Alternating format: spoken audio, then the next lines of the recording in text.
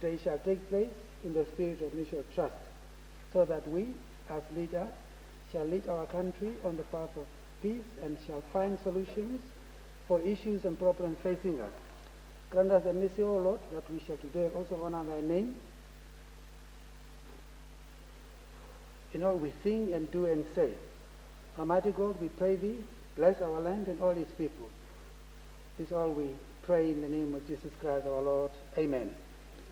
Affirmation: I solemnly affirm that I will be faithful to the Republic of Namibia and its people, and I solemnly promise to uphold and defend the Constitution and the laws of the Republic of Namibia to the best of my ability.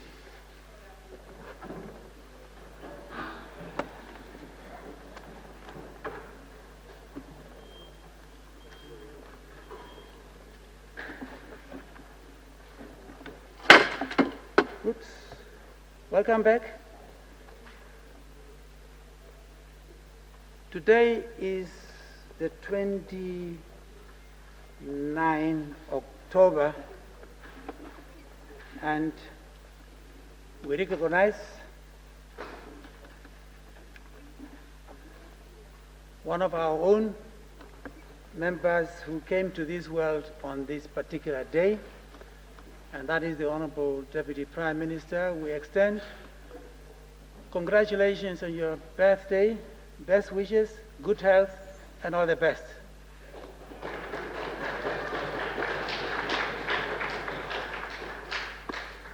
And very interesting, if I may link up with the Deputy Prime Minister's birthday, on this day, the 29th of October, 115 years ago, the legendary freedom fighter Captain Hendrik Witbooi,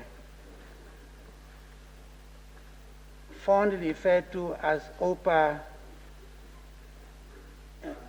Ngadzepp, was wounded by the German troops near Vaalgras in Karas region. And he died, as we all know, died thereafter. So today we bow our heads and pay homage to these revolutionary deeds for Namibia, for his motherland. We do, and I'm sure you agree with me, we need to take note of that. Thank you. Let's move on. Few announcements. Honorable members, the National Assembly shall rise today on the 29th of October 2020, and the third session is going to be commencing on Tuesday, the 9th of February 2021. The order paper, there are still important items to be dealt with. Therefore, I urge members to consider the time that is left in order to finalize these items as much as possible. Items that may be undisposed shall lapse in terms of rule number 24B of the Standing Rules and Order, but can again be introduced at the next session of 2021, means in a substantive motion. And as we all know, that is what has to be done if they do lapse. Let me move on, honorable members. In compliance with Section 15.2 of the Electoral Act number 5 of 2014, I lay upon the table, 1, the annual report of the Electoral Commission of Namibia for the year 2018-2019. 2, performance assessment of the post-election report of 15 June 2019 on Dangwa Urban Constituency by-election. And finally, 3, the performance assessment and post-election report of the 15th June 2019 of Shakati East Constituency by-election. I so move.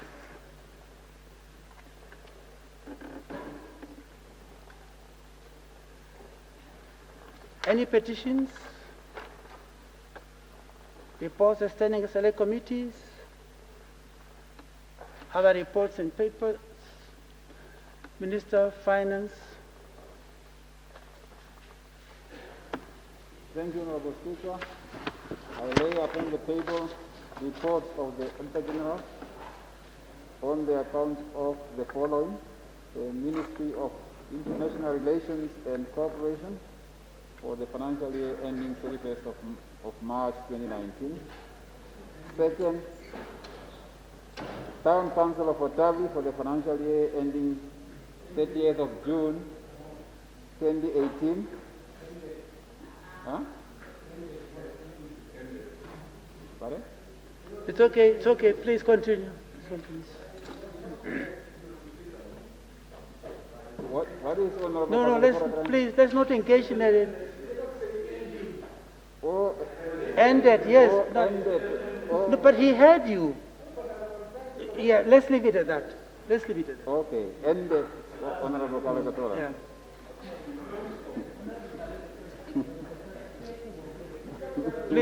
Please. The Regional Council Once of is the enough. Wahanguna Once region is enough. Yeah. for the financial year ended 31st of March 2019.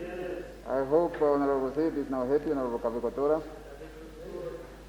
Fourth, Regional Council of the Karas region for the financial year ended 31st of March 2019. And lastly, Village Council of Sandi for the financial year ended 30th of June 2019. So I so move, Honorable Speaker. Thank you.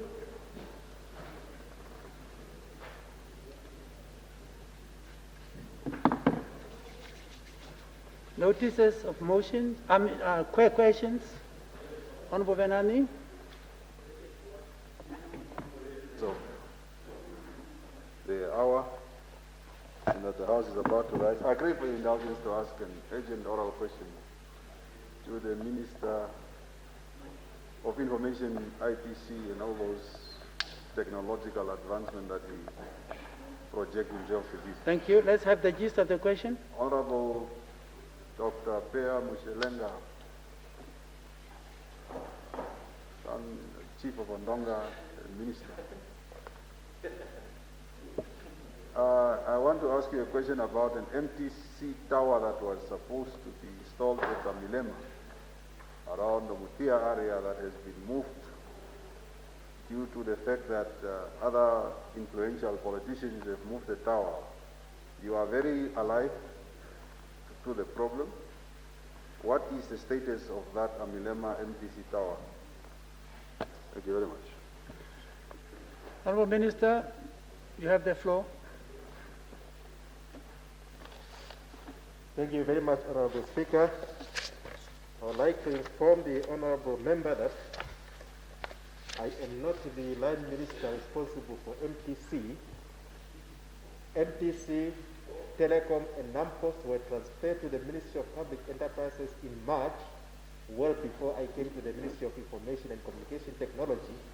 So therefore, channel your question to the line minister, Minister of Public Enterprises. Thank you very much.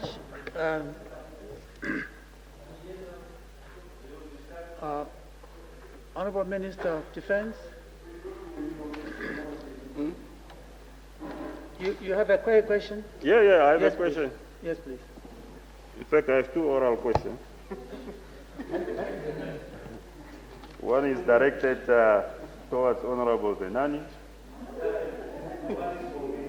and one is for LPM. The first one is Honorable Benani.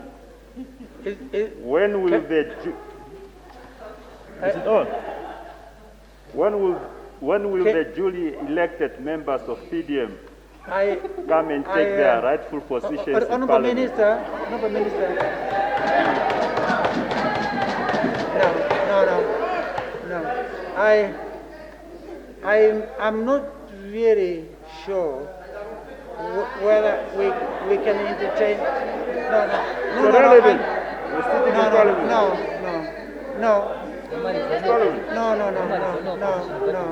We cannot just create rules as we go. No, it's not. It's not because the question is directed to you, but honestly, I got serious reservation on this. No. Honorable Speaker. Honorable Speaker. Yeah. Extraordinary to the rules. It's relevant because Extraordinary to the rules. the problem is we are being interrogated and engaged I mean, by people who are not supposed to be here. the answers in any parliament is actually posed to ministers No, it's not. to It's respond. not. That is what the rules No, are no, saying. no. That's what Anything the rules are saying. relevant. Extraordinary to the No. That's what the rules. We are going by our own rules. Thank you. Okay. No. Yeah, please. Honorable Seipe, you have the floor. No, please. Honorable Seipe. I thought I would be asked a question by the minister. But I support the minister. He must ask questions also. It's good to ask leaders of the opposition parties to Fine. Okay, Yes. you have the floor. At next session, we must change it so that ministers can also ask us questions. But now, the people that I wanted to engage, the Minister of Housing, regional, local, Urban, and what? He is not here, plus the deputy is not here. But the question was, and it's a very urgent question, is that maybe through the speaker, how many Please. things are now answering? Please. Yo, Let's. now through the speaker, maybe I can ask the question to the Prime Minister. Let's Because have the this one gist of relates it. to the elections and the way, the code of conduct and the way the governors are using and trying to use the ethnic cleansing methods of campaigning. So no, it's a serious issue.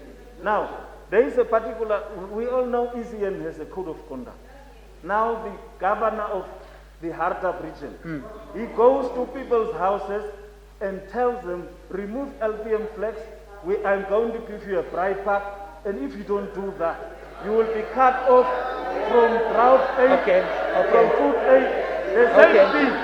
Now, yes, now there is a serious contention, especially in the Hardap, Gideon, Marienthal to be specific, and Arwa. And now the ministers are there today, Derek Lassen in Vietnam. They are giving out certificates to the people to say, if you belong to the ruling party, then you are going to get energy houses. And so Thank you. So now, in the context of the United Nations rules, it's wrong to use humanitarian assistance to Let's get the response. It's wrong to threaten people, especially citizens, that they must belong to a particular political party in order to access what the state is there for all of us. Thank you. And we are going to engage the ombudsman. What is their role? Let's Because get the- this is amounting to ethnic cleansing. Let's This get is the amounting to response. genocide, and this is contravening the African Union Charter on elections and so on. Thank you. Even Thank the you. static ones. Thank you. We'll get the All right. answer. Prime Minister. Yes. No. Prime Minister. Please, let's listen to each other. Yes, thank you, Honorable Speaker. The Yeah. Honorable Saibe would have to listen if I am to provide a response to his question. Yeah, No. one can wait. Listen to me because you asked the question to me. Oh, otherwise I will be quiet. Okay. Yes, I can sit. Okay, let's listen to each other. That's a pot calling a kettle black. Now, first I would like to indicate that as an honorable member would know, because I'm sure that every person knows, the code of conduct of the ECN is enforced by the ECN itself, not by the Prime Minister. And if the honorable member indeed does have evidence that there is a governor, be it of Hardap or of any other region, that acts in violation of the code of conduct of ECN, he would know how to go about reporting that case. And it would be to the ECN. otherwise really unfounded allegations that are made in Parliament against people who are not members of Parliament and can therefore not defend themselves are a violation of the rules and orders of the House, Honorable Speaker, in my understanding. Secondly, and in a similar manner, government services are rendered to Namibians without any discrimination of any sort. And if there is anyone... Order. And Order. if there is any person... Order. And if there is anyone... Order. Let's listen to each other. If there is anyone who have evidence that any state functionary, be it the governor or any person at all, who actually exchanges public services for political favors in ways as is being suggested by Honorable Simon, then I would advise again that that information with evidence can be provided either to the ACC or to the Prime Minister from whom he is seeking answers, Okay. or from the Ombudsman whom he threatened to go and report to. He is welcome to choose who he would want to report these cases. Okay. Thank you. Thank you very much. And the UN. Thank you. And the embassies of foreign countries. Notices of motions. Notices of motions. Question still. Okay. Yeah. Honorable member, please, you have the floor. Can I stand? Please, order.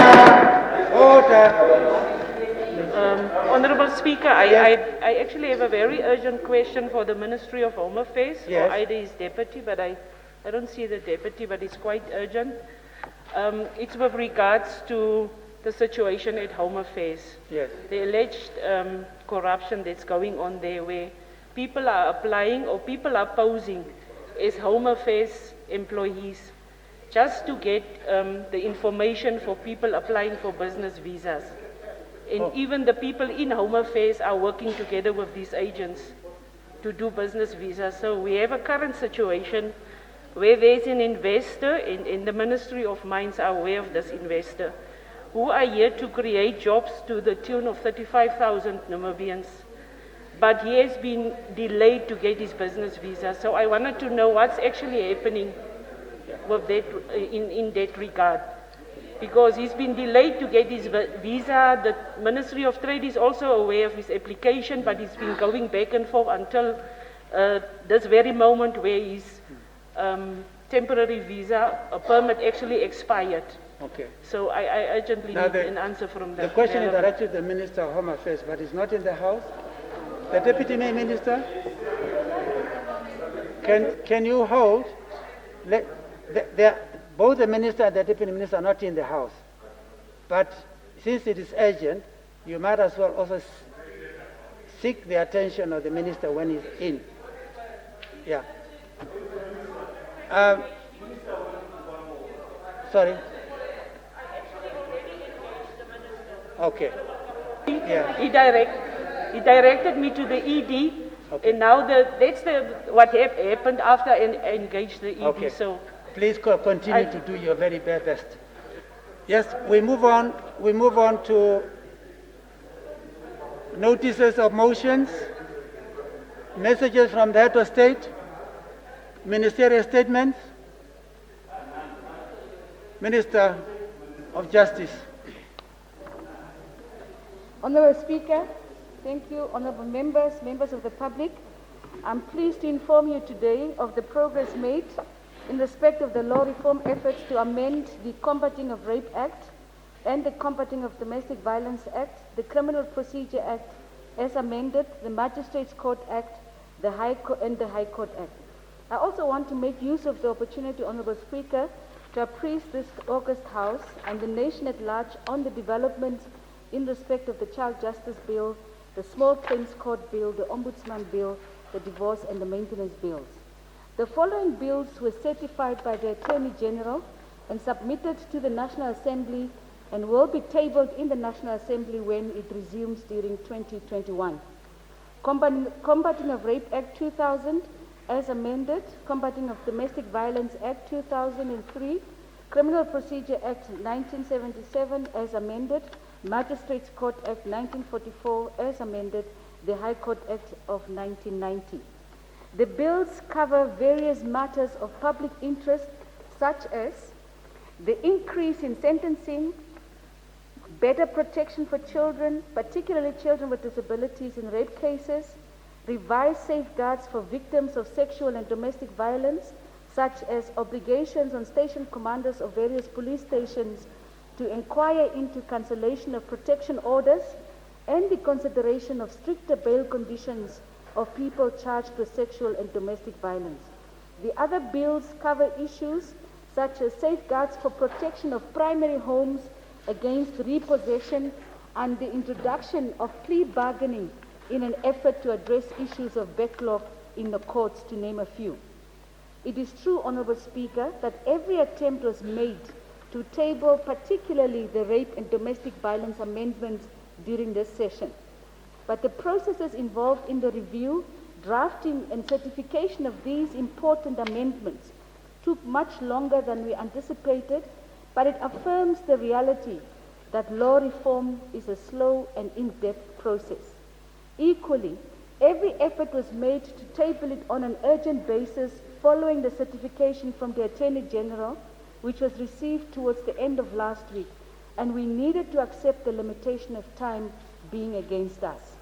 Despite these efforts, Honorable Speaker, Honorable Members, we also recognize the importance of the discussions envisaged on these two pieces of legislation and the associate amendments, and thought it prudent to provide scope and opportunity for lawmakers to engage with the documents. This meant that we needed to accept the postponement of the tabling of the bills until then, in order to enable every member of this August House to meaningfully and constructively participate in the intended discussions. The time lapse between now and February 2021 grants us all a golden opportunity to study the content of all the bills, which text is also available on our ministerial website, www.moj.gov.na, and will also be shared on our social media platforms. Members of the public are invited to obtain copies of the bills from our ministry if they are unable to access these bills on these platforms, and to engage with the content. It is my hope, Honorable Speaker, that the time provided to read, reflect, and consider the objective of the amendments and proposals is adequate. But more importantly, that it will demonstrate to the public that members of the National Assembly and government's resolve that rape, domestic violence, and all other ills have no place in our communities, in our homes, or anywhere else in our country. In addition to the above bills, Honorable Speaker, every effort, despite the law reform and lawmaking constraints, will be made to submit to the National Assembly the following bills during the resumed session of Parliament in February 2021. Child Justice Bill, the Small Claims Court Bill, Ombudsman Bill, Divorce Bill, and the Maintenance Bill. These bills are all at a very advanced stage. They either need a final stakeholder consultation on implementation mechanisms, CC Cabinet Committee on Legislation approval, or certification by the Attorney General. The relevant implementing agencies within the Ministry of Justice, Office of the Judiciary, and other institutions are already hard at work to put in place the physical infrastructure, conduct capacity building of the officials, and allocating other available resources needed to efficiently and swiftly implement the provisions of the proposed laws when enacted. Enactment should not be our main focus. Rather, it should be our ability to implement the laws that we pass. Therefore, I want to ensure that we are able to implement the noble initiatives set out in these bills once enacted. For instance, our success in combating sexual and gender-based violence and enhancing our criminal justice system and other social protection laws depends on our ability to effectively implement these laws. We are in the process, Honorable Speaker, Honorable Members, of putting up specialized courts for sexual and gender-based violence in Windhoek, Walvis Bay, and Oshakati as a first tier of implementation of this initiative. I therefore urge the nation at large to allow us adequate time to put in place these measures as alluded above.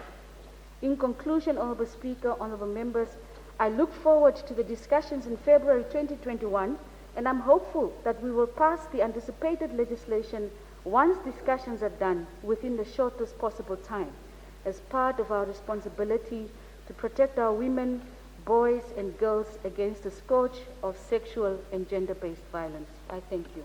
Thank you. The Secretary will read the first order of the day. The committee stage appropriation amendment bill.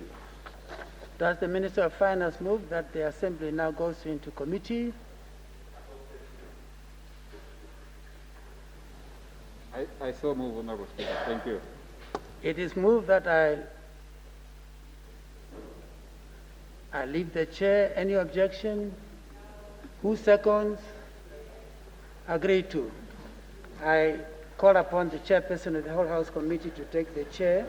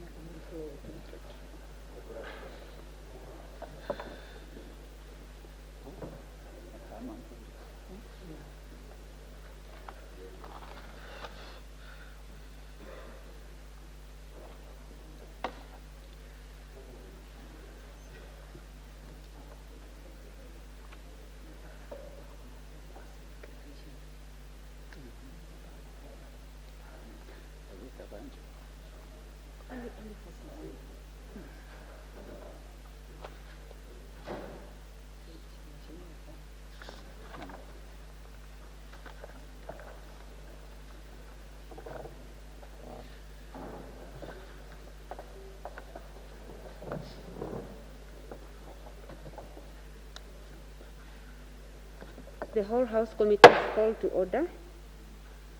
The committee has to consider appropriation amendment bill. I put clause 1. Any discussions?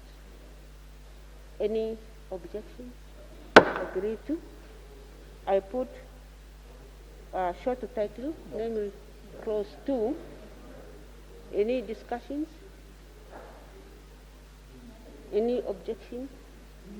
Agreed to. I put schedule. Any discussions? Any objection? Agreed to. I put the title. Any discussions? Any objection? Agreed to. I shall report the bill without amendments.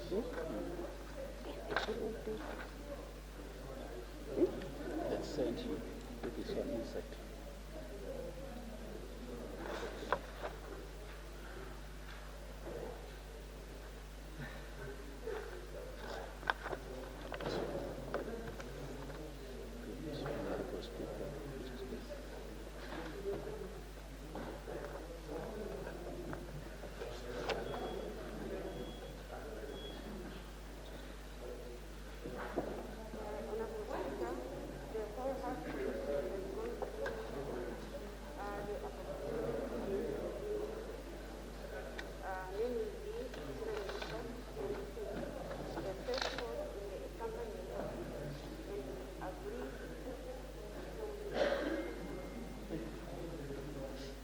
Thank you.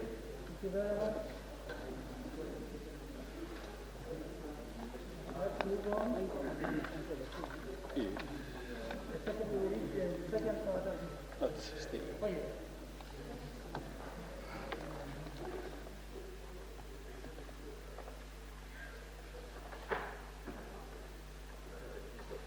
Yes, yes.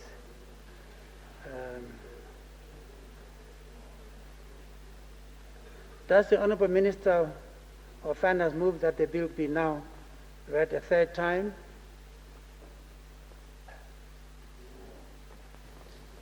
I so move, Honorable Speaker. Thank you. Thank you. Any objection? Who seconds? Agree to? Any further discussion? Does the Honorable Minister of Finance wish to reply? No, thank you, Honorable Speaker. Thank you very much. I now put the question that the bill be now read a third time. Any objection? Agree to? The Secretary will read the bill a third time. Appropriation Amendment Bill. Thank you. The Secretary will read the second order of the day. Resumption of debate on how our democratic systems are impacting development in this country.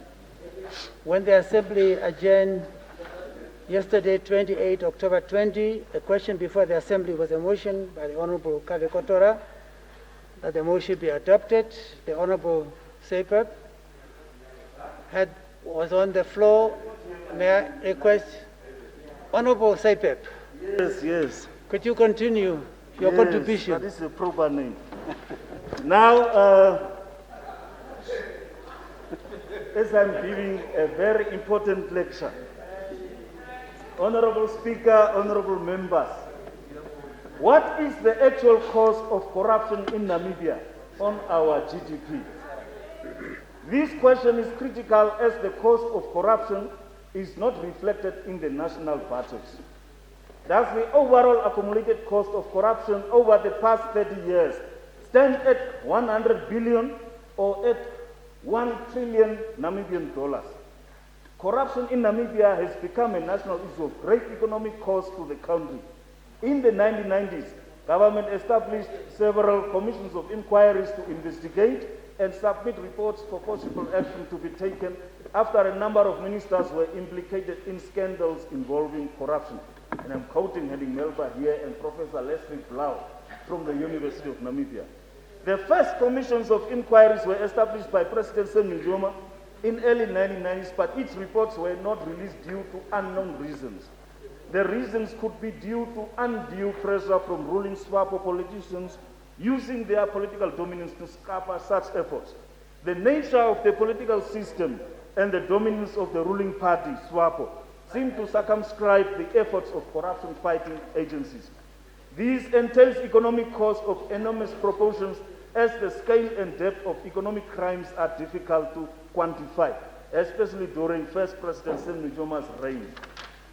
In this context, Professor Tupisani, who taught, by the way, Dr. Peya Mushilenga, asserts that democracy is often at the mercy of party interests, both political and economic, and the political elites. This is more often than not hampering anti-corruption fighting efforts, despite the creation of Anti-Corruption Commission in 2003. Statistics about private sector corruption are not readily available. However, corruption in the private sector is part of the sum total of corruption in the country. The granting of exclusive processing licenses has become a lucrative venture for those with political connections and access to ministers responsible for natural resources. Crime and public corruption and their effect on the economy are a concern. Illicit diamond dealing is one of the oldest organized crimes in Namibia, followed by drug trafficking and car smuggling. Based on data of the reported cases by the police or in the press, it can be concluded that in terms of financial magnitude, government corruption is a larger problem than other forms of organized crime and fraud. Tax evasion and tax avoidance are generally considered a critical problem for domestic resource mobilization in developing countries.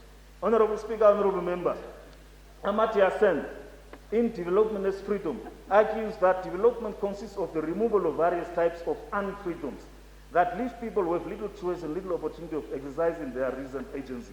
One of such development freedoms could be classified as freedom from corruption. In the social-cultural context, systemic corruption inhibits economic growth and development for social progress. It also engenders poverty and has the capacity of changing the social values of a progressive society to a society of crazy beings in pursuit of wealth, affluences, power, and society of recognition. In terms of welfare state, which is premise on redistribution of resources, rampant looting deprives the most vulnerable citizens from basic services such as access to drugs for medical purposes and to basic amenities. Development involves economic growth, equitable distribution of resources, provision of health care, education, housing, and other essential services. Corruption is a cause of concern because it diverts limited funds, undermines economic progress, Minister of Finance, and impedes policy changes required for development. Next time, when you table a budget next year, we want to see the cost of corruption also there. You must tell us how much we have lost due to corruption in these past financial years.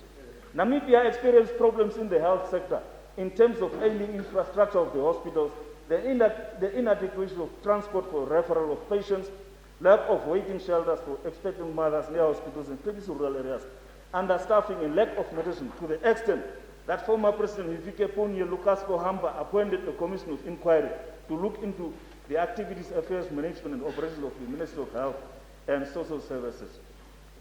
The past permanent secretary of that ministry, who destroyed that ministry, is also here, present amongst our midst.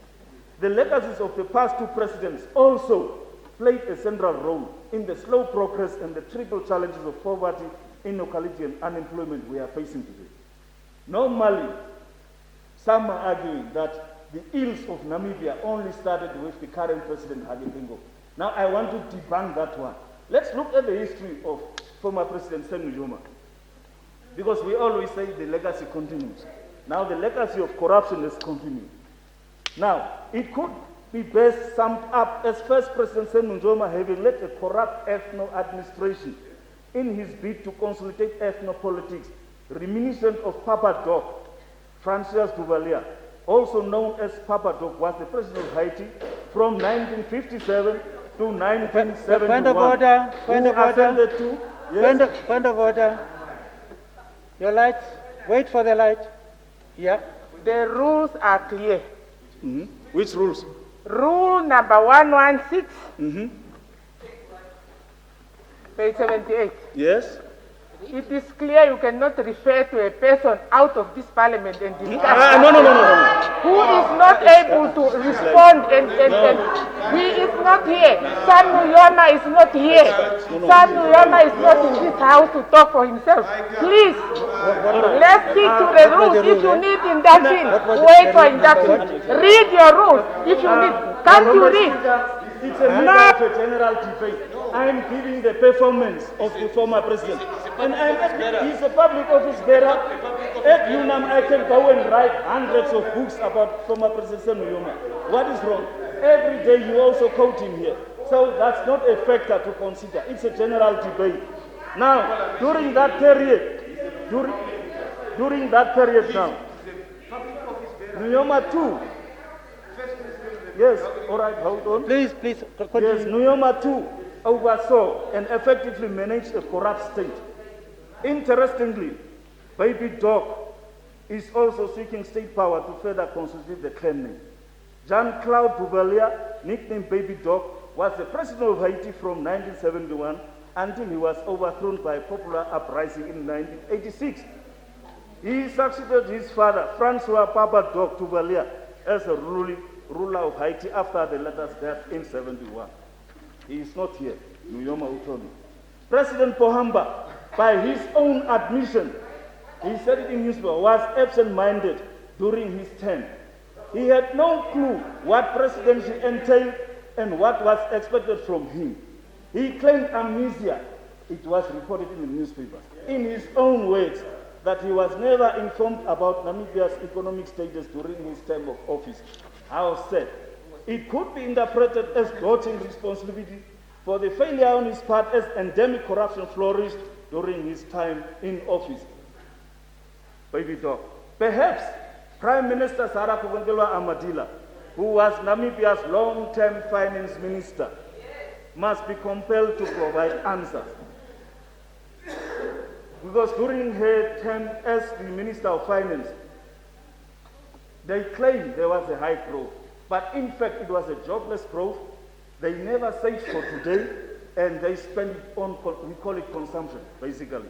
Now, I'm saying that she must have her day in court to explain to us why we are in the current state today. It shall be helpful to do a complete audit of the state of the Namibian economy. Today, Namibia has moved into the status of a weak state. We are almost approaching the status of a vampire state, almost a banana state. Now, if you understand state theories, you will be able to respond. But since you don't have any clue, I will refer you to Dr. Pea Mushelenga, Samuel, to teach you a little bit on that. Today, Namibia has moved into that status. Namibia is thus officially a corrupt state. If we don't guard against the collapse of state institutions, which are being eroded by corruption, we may face what William Butler Yeats referred to in The Second Coming, turning and turning in the whitening gale. The falcon cannot hear the falconer. Things fall apart. The sender cannot hold. Mere anarchy is loosed upon the world. The blood-dimmed tide is loosed, and everywhere the ceremony of innocence is drowned. The best lack all conviction, while the West are full of passionate intensity. Hilma Nigana. I so submit. Thank you, thank you, thank you. Any further? Yes. Any further discussion? Oh yeah. Honorable Katoma, you have the floor. Honorable Speaker. Please, order. Let's listen to each other. Honorable Speaker, I raise to contribute to the motion under discussion. Although several schools of thought in defining democracy exist, in the context of Namibia, democracy defines as a system of government where the citizen of a state exercise power to rule the state, either directly or through elected representatives. Democracy is classified according to various distinguishing features, namely constitutional democracy and democratic socialism. Namibia has chosen to use constitutional democracy, a system of government in which political authority, that is the power of government, is defined, limited and distributed by a body of fundamental law called the Constitution. The mover asked whether Namibia abides by democratic principles and values. I'm quite optimistic that Namibia is indeed abide by the values of democracy and strive by all possible means with its limited resources to ensure the deliverance of a desired developmental outcome. This has been attested by the survey conducted by Afrobarometer several years ago. Afrobarometer is an independent institution conducting comparative series of public attitude surveys covering 35 African countries. It measures public attitude on democracy and its alternatives, evaluation of the quality of governance and economic performance. In addition, its surveys assess the views of the electorate on critical political issues. The goal of its survey is to provide scientific, reliable data on public opinion in Africa, while strengthening institutional capacity for survey, research and research findings to inform policies and practice. In its third round survey, conducted several years ago, 63% of Namibians repeatedly responded to indicate that it was likely that the country would remain democratic, a higher rating figure, higher than neighboring countries. Honorable Speaker, Article 35 of the Constitution of the Republic of Namibia stipulates that cabinet shall consist of the President, the Prime Minister, and such other ministers as the President may appoint from the members of the National Assembly for the purpose of administering and executing the functions of the government. It is a role to note that the mover of the motion claims that it is a contradiction, as we have ministers and deputy ministers serving in parliament and the dominating National Assembly in particular, for which many countries, some in our regions, are laughing at us to hear that executive is part of legislature. In its sovereignty, Namibia can be proud that we have a living and lively constitution that lying the basis for the management of the state. Therefore, in my opinion, all members of parliament, including ministers and deputy ministers, have the obligation to perform their parliamentary work as they are full members of parliament. Hence, whoever is laughing at us in our effort to execute what is stipulated in our supreme law need to be reminded of the respect of sovereignty. Honorable Speaker, democracy is a very costly exercise as it deals with the allocation of power of governance of a given country or a state, for which fundamental issues are involved, most of which deals with bread and butter and legal aspect of the humankind. Though our electorate system used to be challenged, this does not compromise the independence and the credibility thereof. It is instead a manifestation of a transparent system, ensuring that any irregularity, defect, and malpractice occurs in the system, one have to account for it through the court of law, which has its own independence to judge and rule based on the merit of the case on the table. The challenging of elections result should not be perceived to have construed the non-credibility of the election, as in some cases, election challenges are done by those who could not secure victory just to cover up their denials for election results.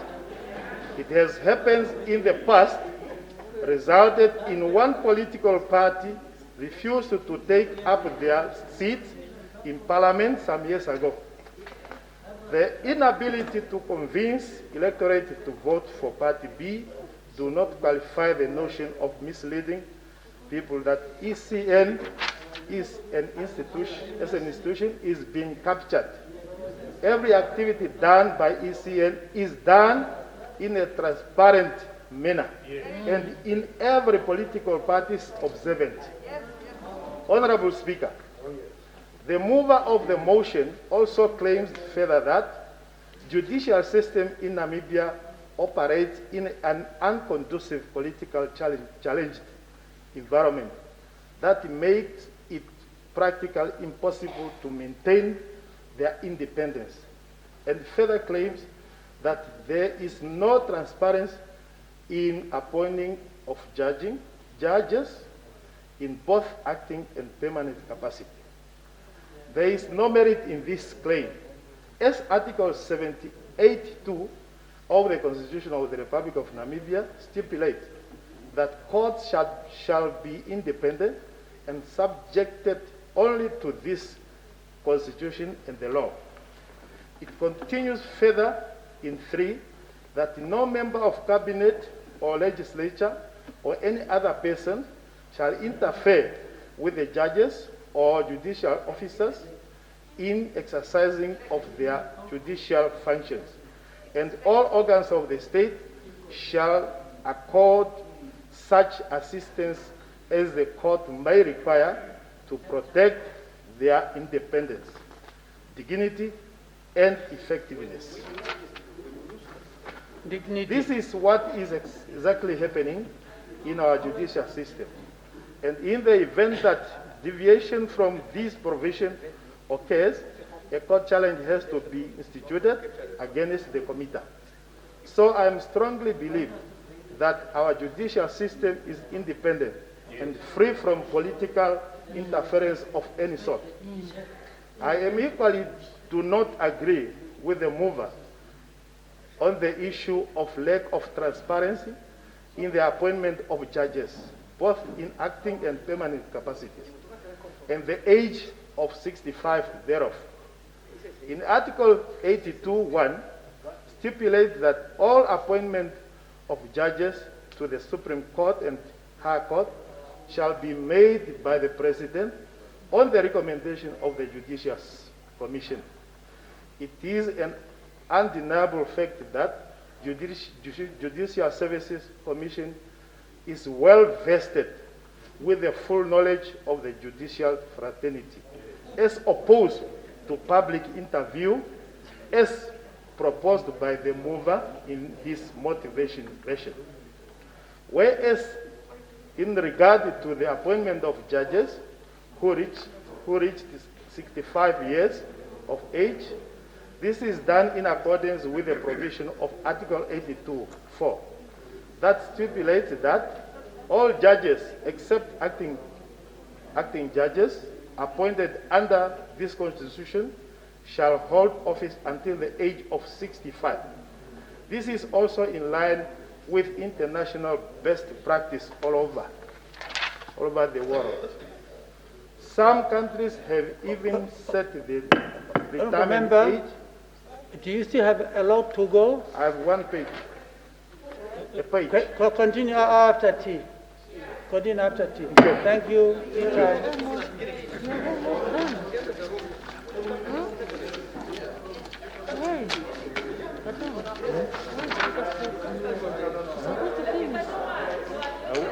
I will continue. I will continue. Did you hear what he was saying? That's the truth.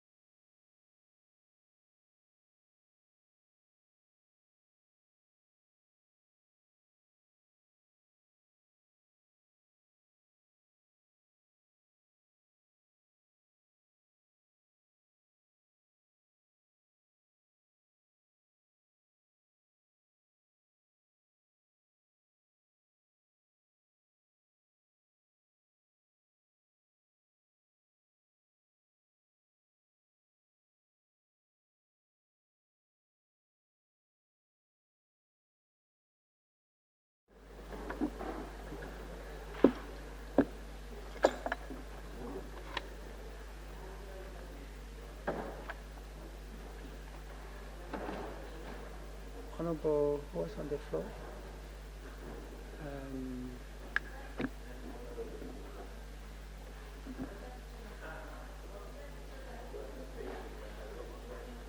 Honorable Katoma, you may continue, please. Thank you, Honorable Speaker, for allowing me to continue.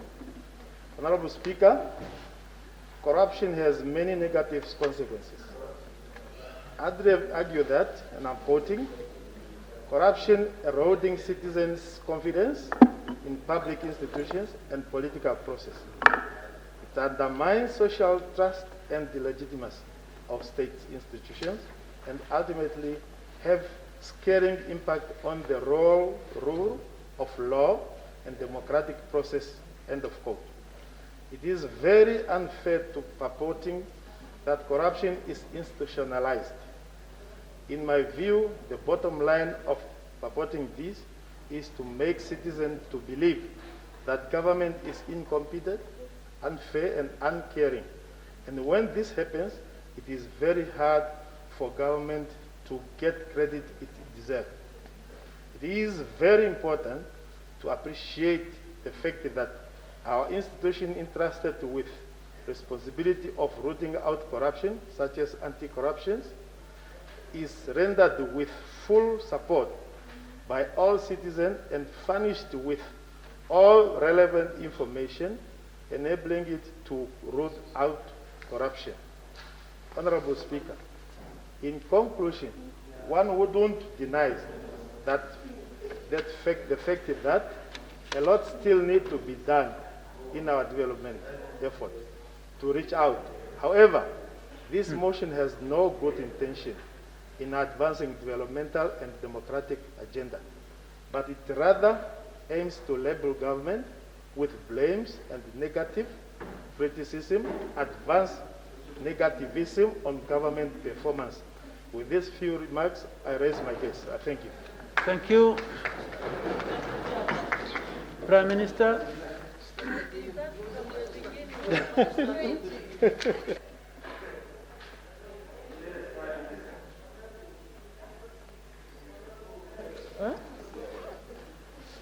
Honorable Speaker, honorable members of the House, I rise to contribute to the discussions on the motion moved by Honorable Mike Kavekotora about democracy and development.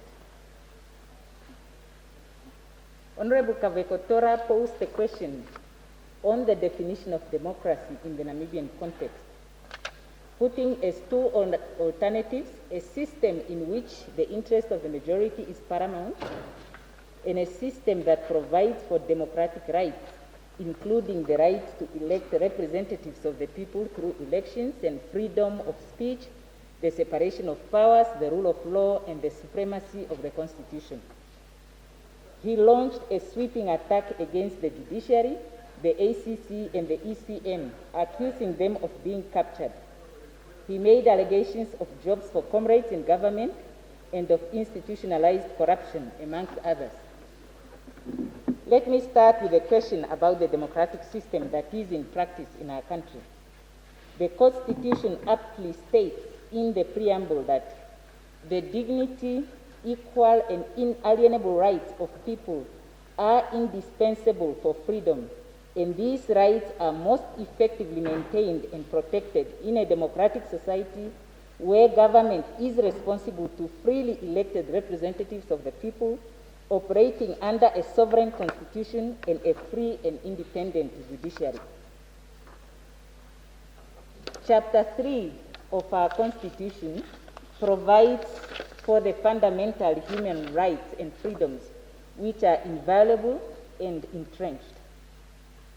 These rights and freedoms, the separation of powers, and the supremacy of the Constitution are not just some conditions in a liberal tradition of democracy, as the Honourable Member puts it. They are an integral and inseparable part of democracy and are indispensable for ensuring the paramountcy of the interest of the people and not an alternative to it. The Constitution under Chapter 11, Principles of State Policy, charges the state to actively promote and maintain the welfare of the people by adopting inter alia policies aimed at promoting equal opportunities and raising the standard of living of all Namibians. Our constitution therefore makes it clear as to the governance system that we have in Namibia, and the government has been guided by these constitutional provisions in all its undertakings.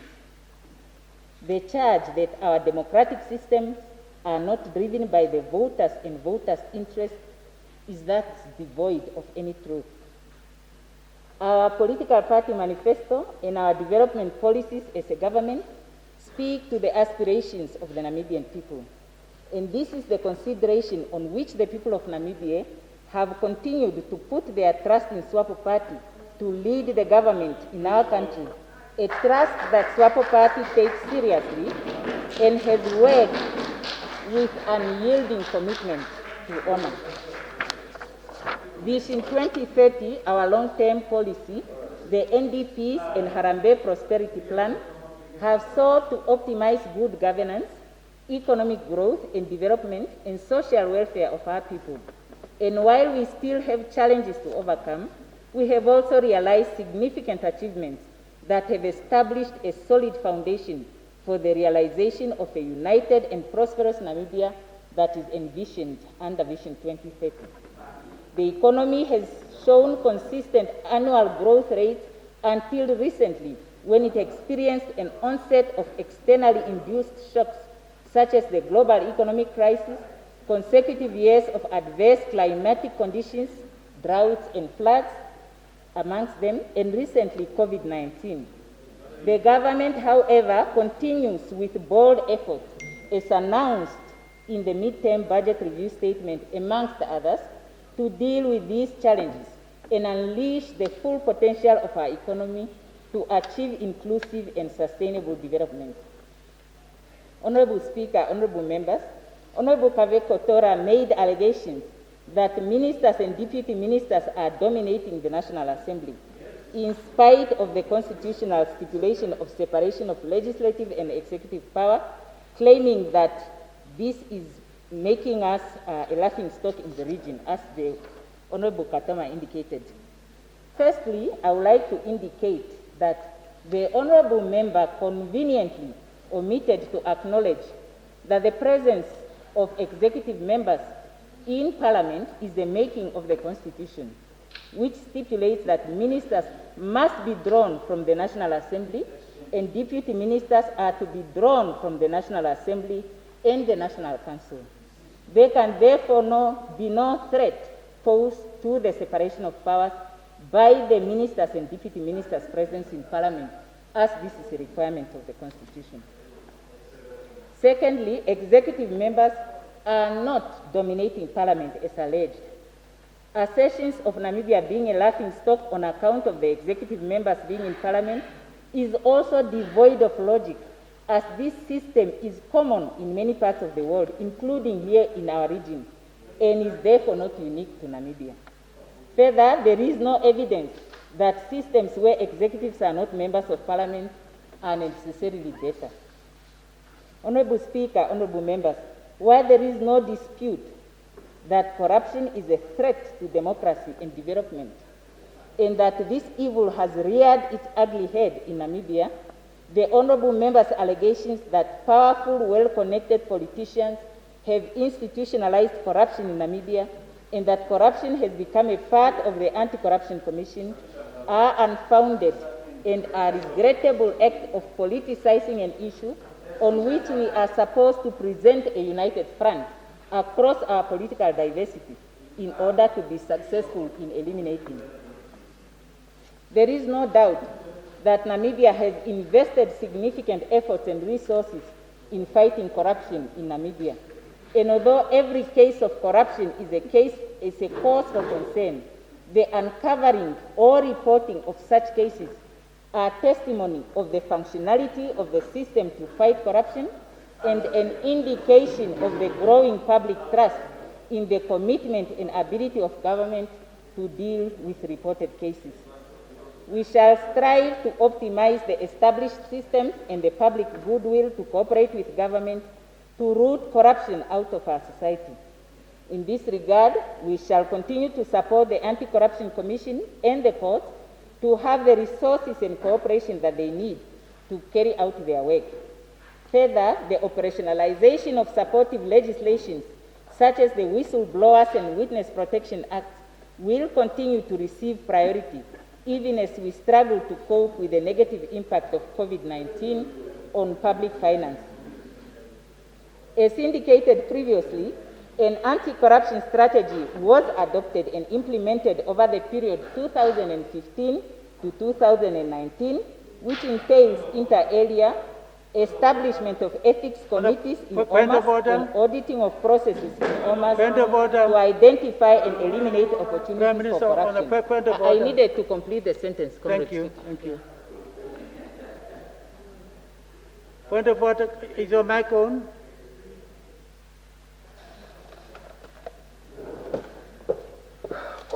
Right Honorable Prime Minister, whilst I don't agree that unveiling corrupt activities alone is a show of commitment to eradicate corruption, I happen to think that the unveiling and successful prosecution thereof of these individuals are rather that.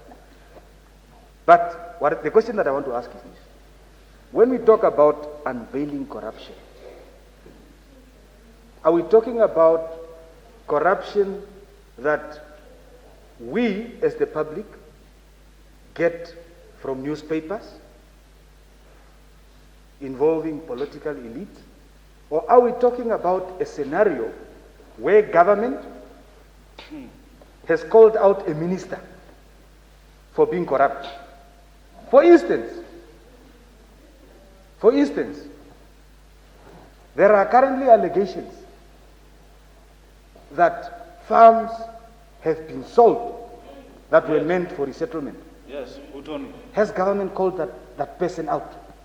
Yes. There were allegations of ministers whose cars bumped or were involved in accidents.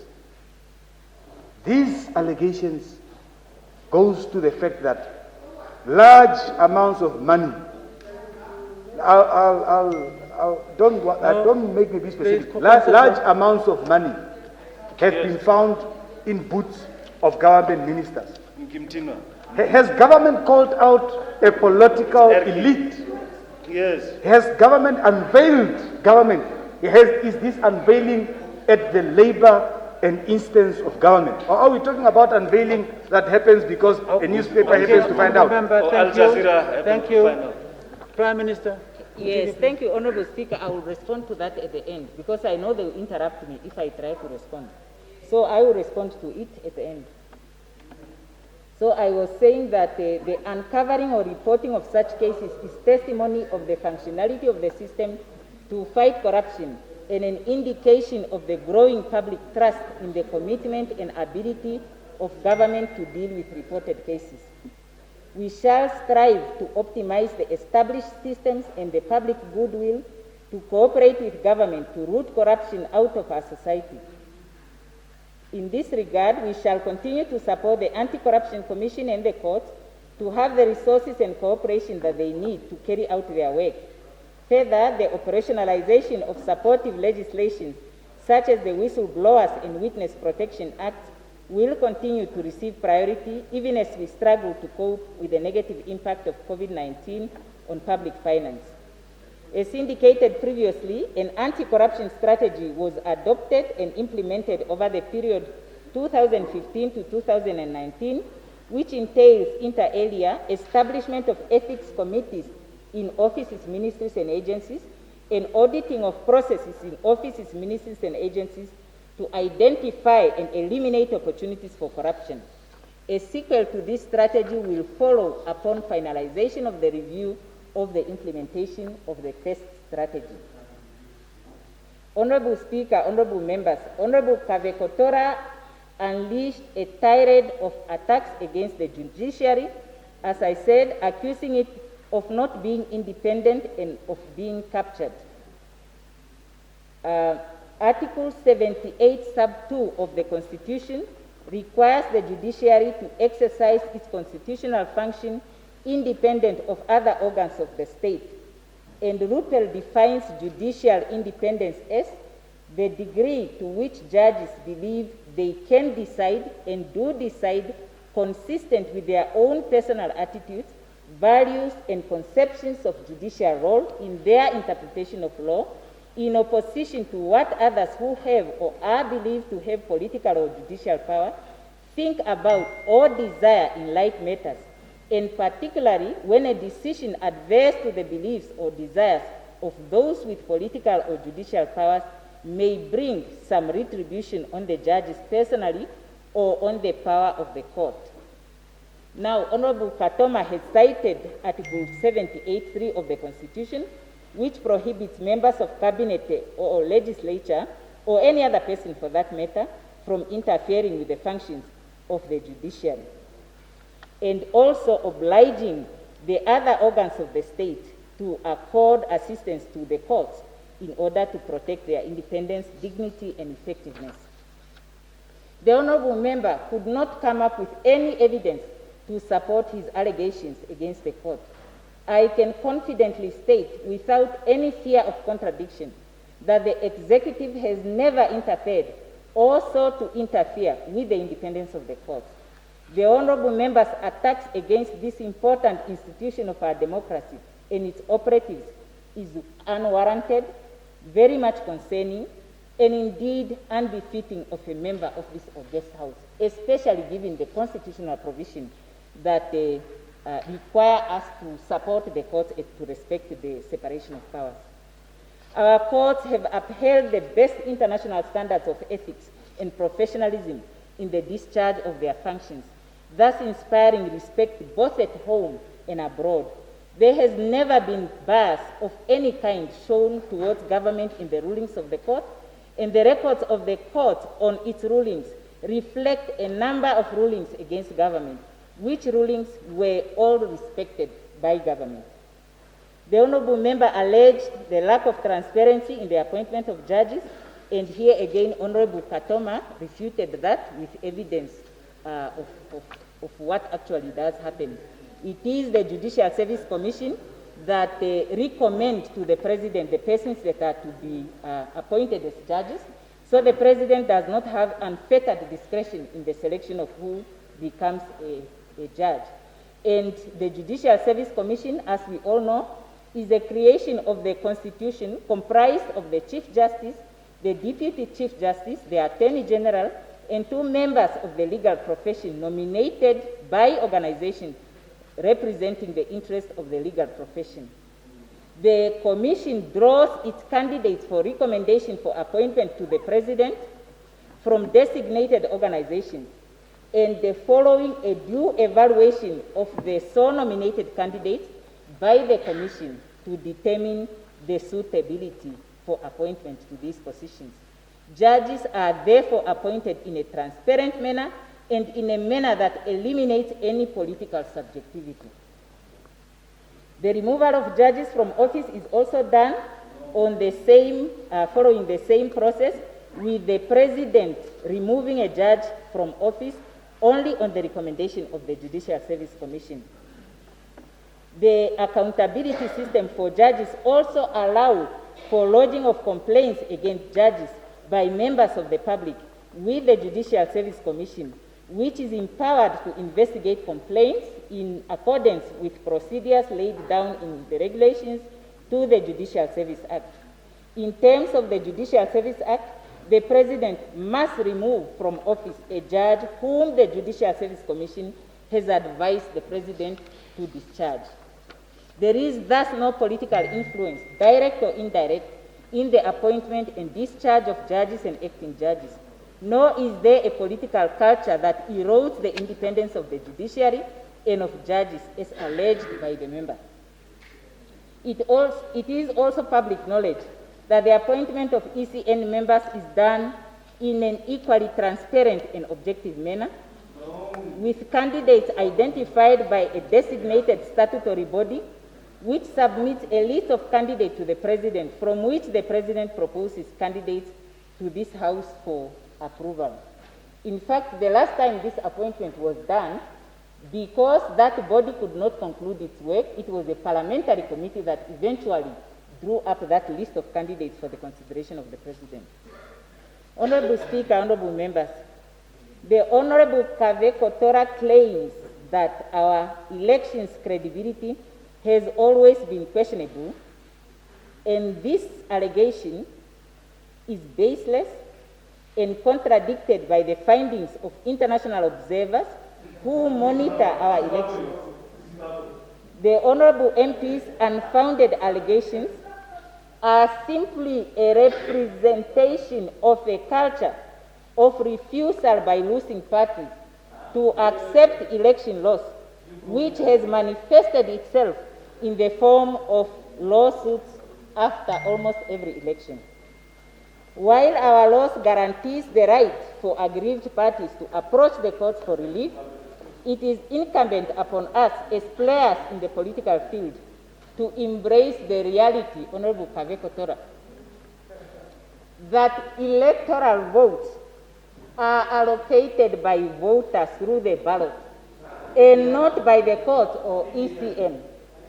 Such is the prescription of the laws that we have passed in this House and the standard practice in democratic systems. And no amount of legal suits or attacks against our democratic institutions will change that fact. We should therefore, as politicians, look to the voters for votes. And this is what we do here in SWAPO.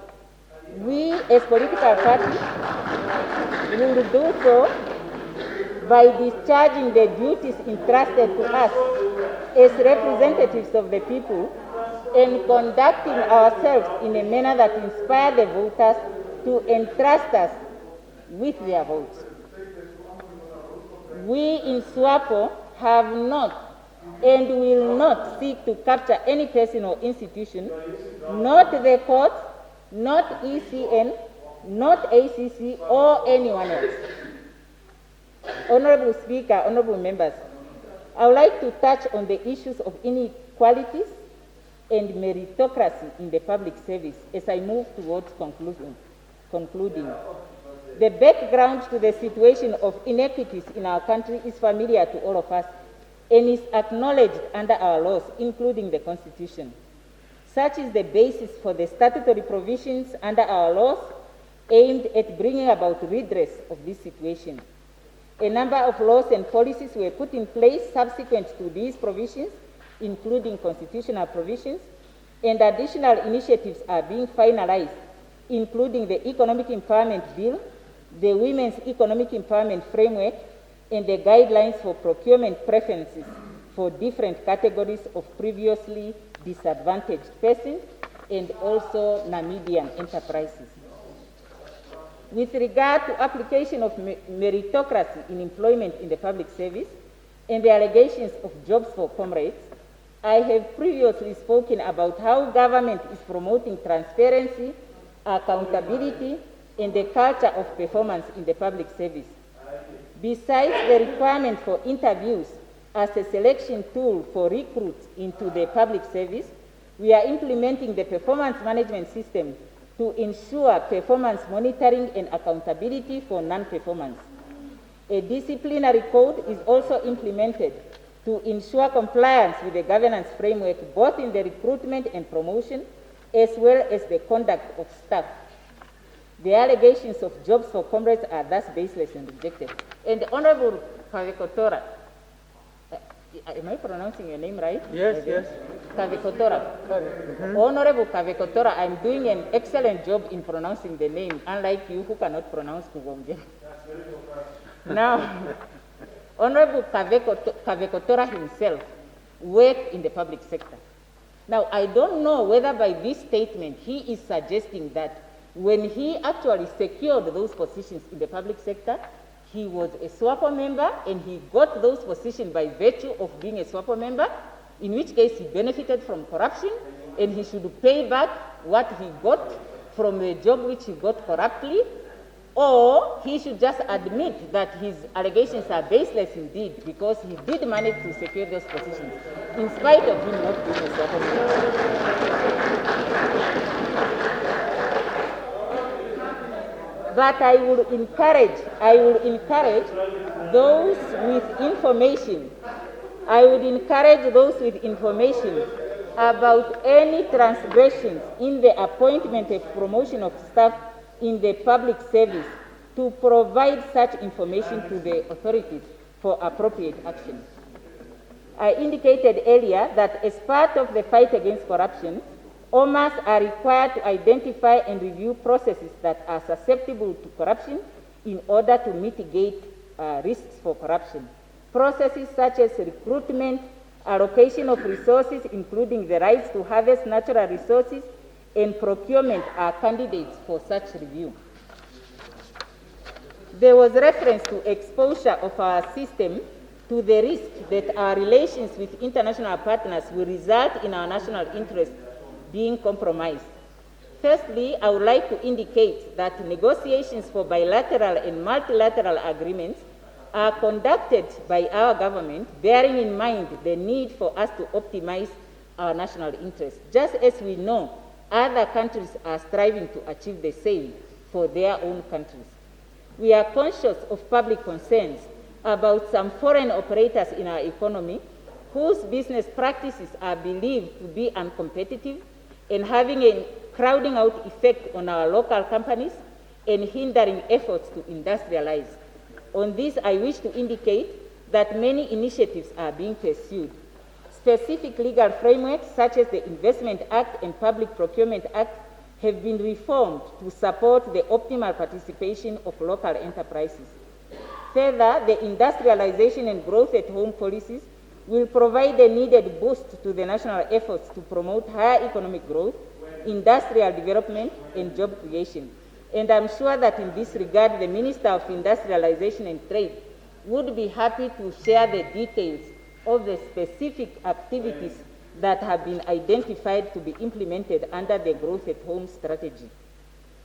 I wish to conclude by expressing my disappointment that this motion, which deals with important matters and could have served as a basis for a robust discussion that will add significant value to our development efforts, was motivated in such a partisan manner that it does not inspire a spirit of cooperation amongst us all. Now, there was a question as to whether what we meant by unveiling of corruption. Whether we meant information that comes through newspapers or it also includes government calling out ministers. It's both. It's both. You have heard that when the president got information that there are suspicions that some of his ministers are involved in activities which are considered to constitute corruption, he did indeed summon those ministers, more than the ones who are currently facing trial. He summoned those ministers and demanded answers from them. He requested them to respond in writing, and he referred this information to the ACC for investigation. So, and those ministers include the ones who are now facing trial. So I can say without any fear of contradiction, definitely, that anyone who engaged in conduct which raised concerns that they may be engaging in corruption would be held to answer without any fear of favor. Now, the honorable member talked about the resettlement farms, farms that were bought for resettlement. You know, I would just say to the honorable Marukwa, I have said on numerous occasions, you know, if you have any specific information or you know of any person who has information, you can advise that person to submit that information even without revealing their identity.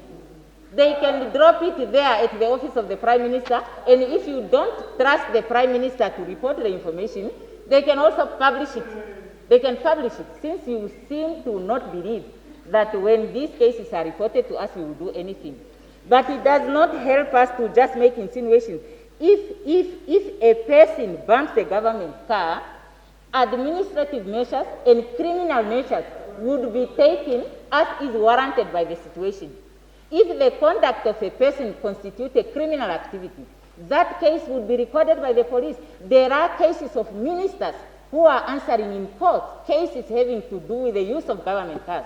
You know that. And that has happened also in the past. But it's not my place, go and check the records, but I can assure you they are. They were making front-page reports of newspapers. Yeah. No, I just want to say that. So, and also when it comes to suspicious money, money which is suspected to be ill-gotten, the Financial Intelligence Center and the Anti-Corruption Commission, if they have any facts about any such information, we'll be happy to investigate this and also make sure that these cases are brought before the courts for prosecution. Thank you. Thank you. Thank you very much. Let's make progress. Honorable Spatboy. No, I think it's concluded. Honorable Spatboy, it's your turn. I'm sure you can continue. No, she's still in the house. You can go and have a cup of tea.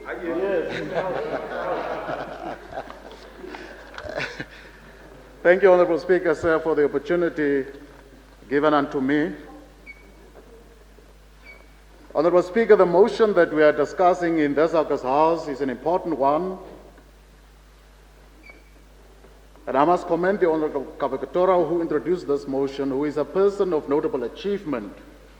While hailing from one of Namibia's hitherto marginalized communities, the Honorable Member beat the odds and went on to obtain academic qualifications from world-renowned tertiary institutions and crafted to himself a career in executive levels in corporate Namibia before he joined politics. He is, I think, in his third or fourth term as a member of the National Assembly, and considering his life's work, he is a qualified person to engage the important matter that he raised. He contends that real democratic systems are best able to enrich the entire society because they are driven by voters and voters' interests. If that does not happen, he contends, as is the case in Namibia, one is to be concerned, he says, and start probing why our democratic system does not deliver on the development goals of the electorate. Of course, as part of the motion, we are therefore called upon in this instance to examine the question of democracy and development and seek to establish the relationship between the two contemporary concepts. In it, as far as we are concerned, we must locate the question of nation building and state building so that those concepts are enriched by what happens in between them. In other words, that they are consolidated by nation and state building. Honorable Speaker, honorable members, I believe that when we interrogate democracy, as we do in this instance, we not only want to put the system in its parameters of logic, but we certainly want to attempt to understand its meaning in real terms. We want to understand democracy in bread and butter terms, we want to understand in terms of equality, in terms of equity, in terms of social justice, and so on and so forth. And that understanding helps us to navigate the real impact that democracy, its institutions, and the state that caters for that space to be executed impacts people's lives. Because the bread and butter issues, the issues of equality, of equity, of social justice, are the very things that define people who ostensibly live in democratic societies. He poses the question of whether our democracy is in a socialist tradition of popular powers where state of the interest of majority is protected at the expense of all other people, and it poses whether election of representatives with certain conditions of democratic rights, regular elections, freedom of speech, whether these are sufficient conditions for society to be labeled democratic. Honorable Speaker, honorable members, Namibia's democracy is rooted in the liberal tradition, given what our liberal constitution impels us to do and to be. Where the democratic system means an open election of representatives in certain conditions, such as democratic rights, including freedom of speech, conscience, and assembly, the separation of powers as hoped for but not real in Namibia, the rule of law as hoped for but not real in Namibia, and the supremacy of the constitution as hoped for in Namibia but does not in actual fact occur. In respect of regular elections, of course, many African countries have moved toward regular elections, hoping that the form of that democracy would convince the world that there is substantive democracy. And therefore, in Namibia, already from that very first point, whether we have a democracy that is representative in its nature and content, we fail the test that our democracy is one that is generally representative. If we just look at the elections and how these elections have been challenged regularly. Honourable Speaker, there are others that will claim because the court has not found the ECN in malfeasance in the electoral processes that therefore Namibia's elections were free and fair, just, acceptable, and were buttressed by an international community, including such countries like Zimbabwe, who confirmed that our elections were free and fair. Of course, the evidence is different. When, for instance, in planning for elections in areas where the ruling party seems to be losing very profoundly support, individuals from certain regions are busting in order to re-engineer the political space of those areas, you wonder whether the outcome of such elections could really be considered free and fair.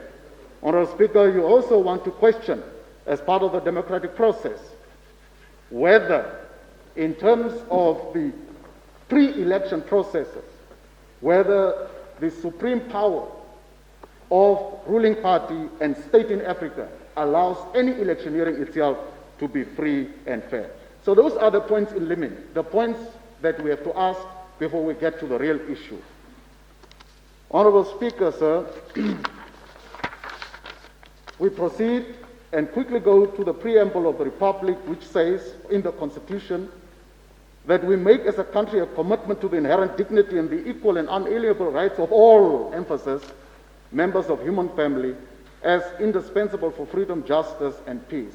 However, if we were really a democratic society, the all would not today mean the sum of us. In other words, the inherent dignity of some is promoted at the expense of all others.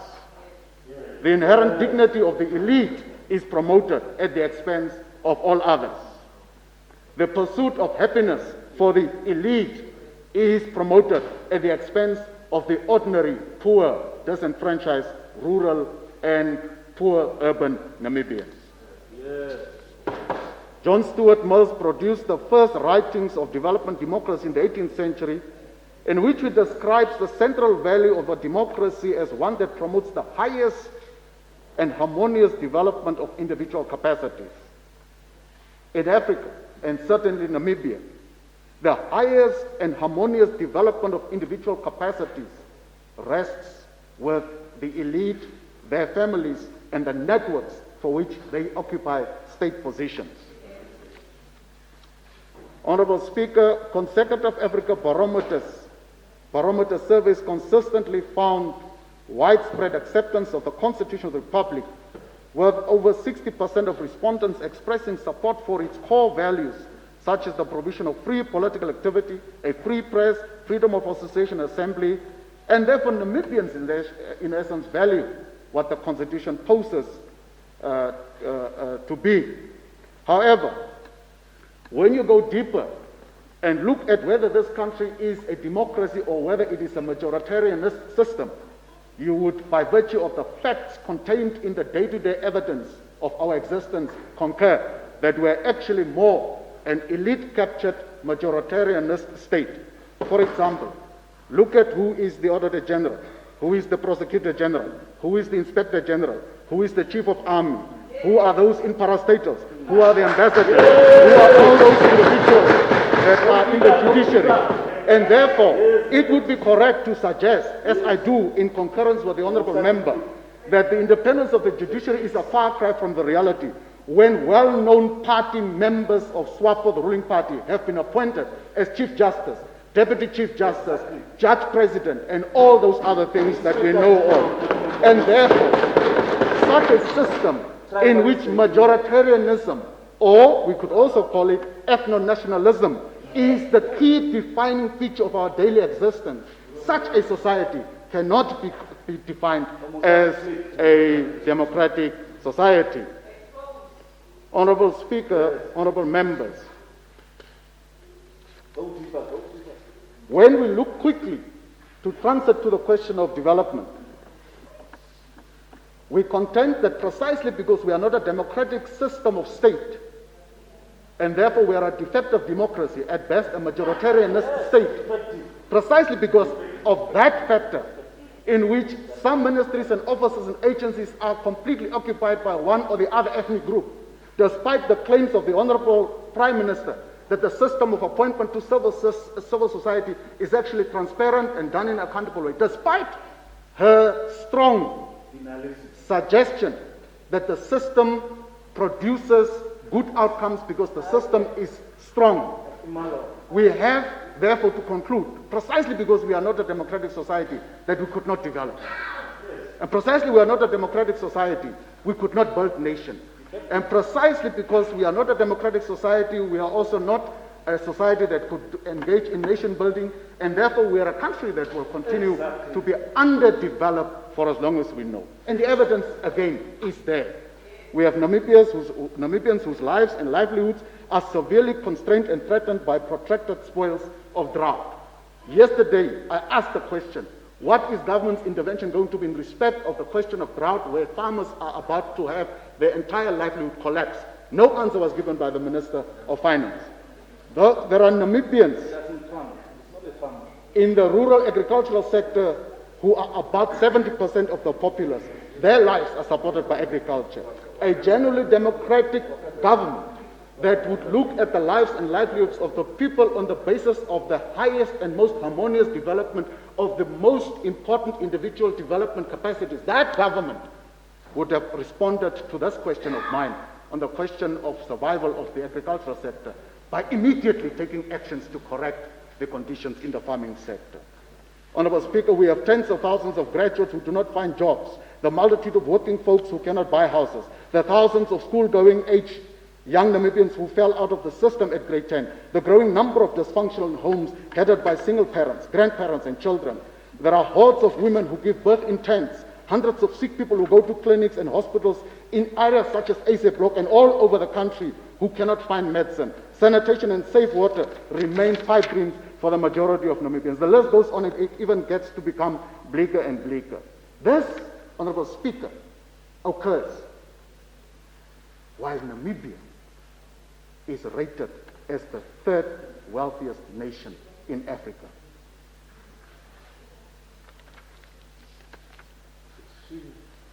I go to the fourth point, Honorable Speaker. Our government, since independence, has done extremely well, and I commend them for that, in terms of state building.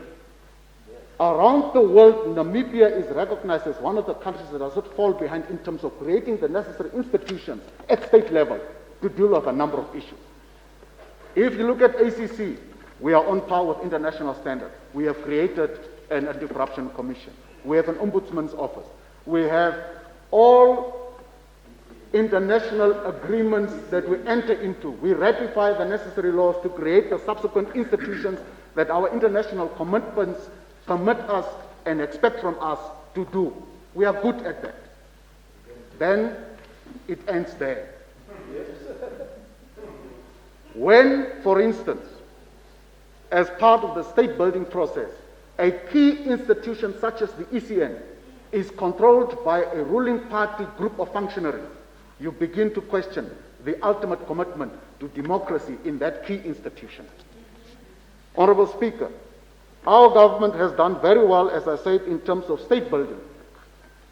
But it continues to engage in state building even at a time when you advise don't do that, even when that institution is not needed. During the State of the Nation and the budget address of the Honorable Shimi, I asked, please do not engage in creating another institution called the Namibia Revenue Agency. The numbers don't make sense.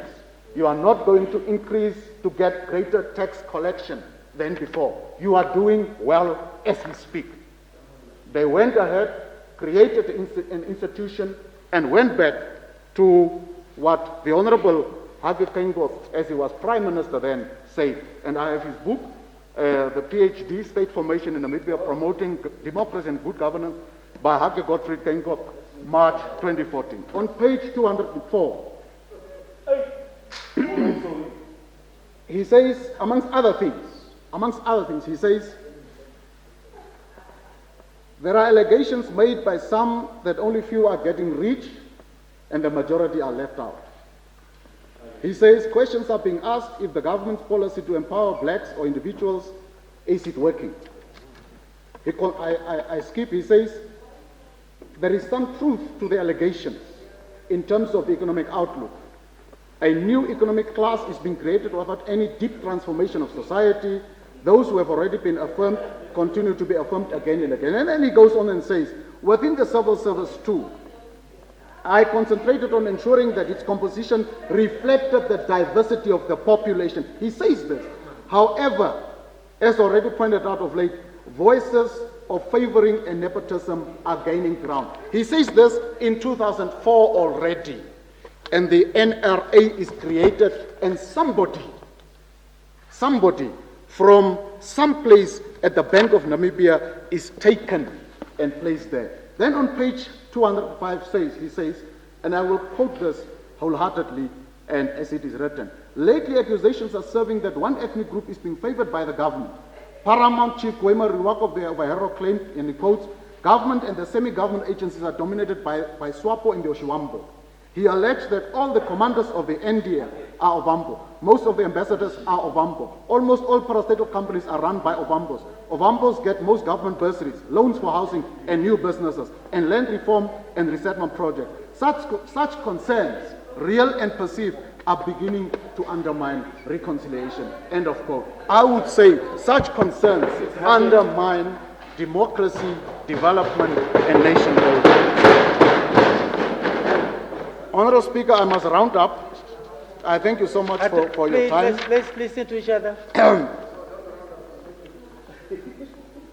Honourable Speaker, we have a ruling party in this country that consistently enjoyed the support of the majority of Namibians, including some of us who were bona fide members of SWAPO party. SWAPO has been the dominant party for 3 decades and was, on account of liberation history, able to secure additional support and good faith from Namibians. Henning Melba, a member of SWAPO for 46 years, says, amongst others, that there is wide acceptance of the party being the government and the government being the party. This notion, he says, blurs the boundaries of the state and society. He then says that the party-controlled state is the main employer in Namibia, 100,000 civil servants. The state is under the firm control of a government in which there is only one party with influence, thus political loyalty, and this is to debunk from their own member of 46 years, evidence that their own member, unlike what the Prime Minister is denying, their own member says, this is, thus political loyalty to the discourse said by SWAPO is internalized to a large degree as a means of survival. In other words, whether you are a judge, your conscience often, when it matters, does not guide you. And the evidence is there. When a Chief Justice finds out of legal reasoning correctly that the processes through which the ECN conducted elections are unconstitutional, he finds the legal, rational connection on the basis of the facts issued to him that the process was unconstitutional, but proceeds and says, nonetheless, please go ahead, inaugurate the president. That tells you that here is a man whose conscience tells him, do what is right legally and find the process unconstitutional. Then something reminds him and says, oh, hold on. Where will my butter and bread come from? And he says, hold on, let me have the president inaugurated, even when it's unconstitutional. That is what Melba says. Civil servants are dependent on the state, which is run and owned by the party.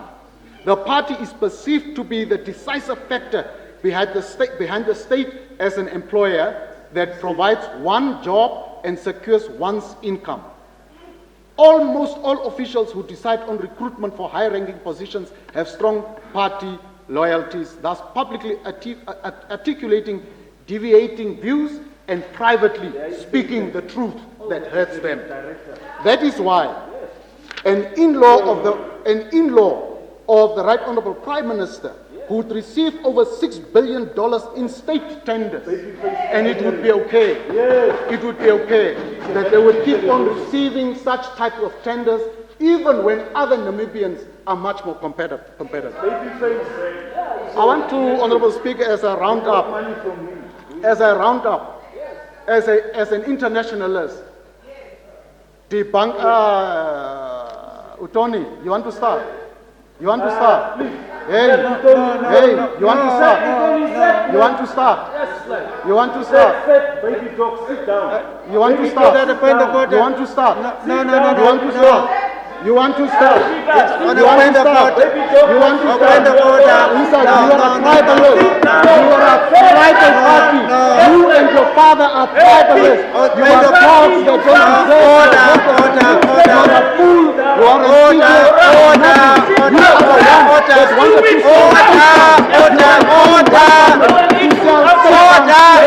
You are nothing. You don't deserve to be here. You are a tribalist. You don't know what nation you have no capacity to even prosecute yourself. You have no string of idiotic or any sort of definition. You are nobody. You are nothing worthy to be You are a tribalist. You and your father are the people that kill people in the Congo. You are nobody. Your father has failed. Such is you. You are nothing. You are a tribalist.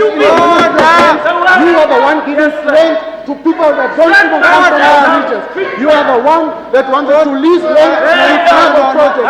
You are the one that wanted to sell funds of the government. You are the one that is intended because you don't qualify to work in government. You are There is nothing that you can offer this country. You are an empty bottle, and that's why you continue to eat yourself to death. Look at how you live. There is nothing.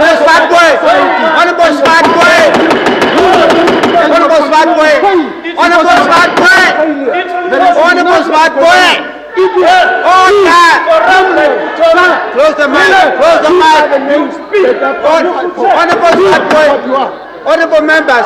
Honorable members.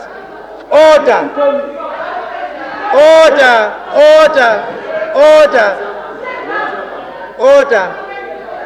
Let me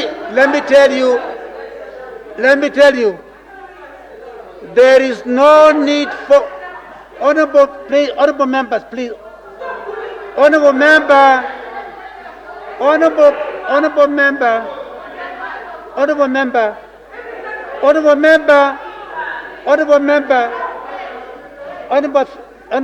Sit. I'm coming to that.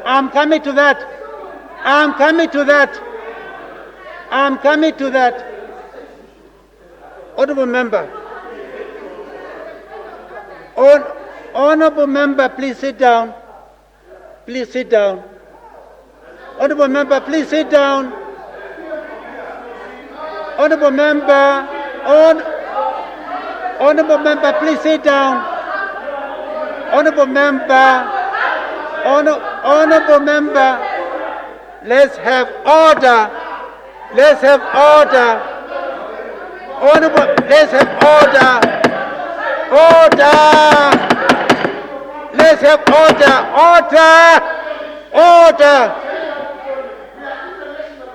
Listen to me.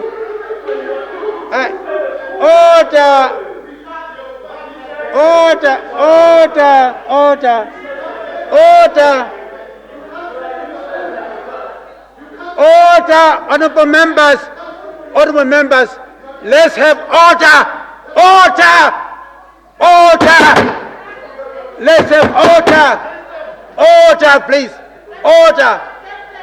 Listen, we can all be talking at the same time. Order. Order.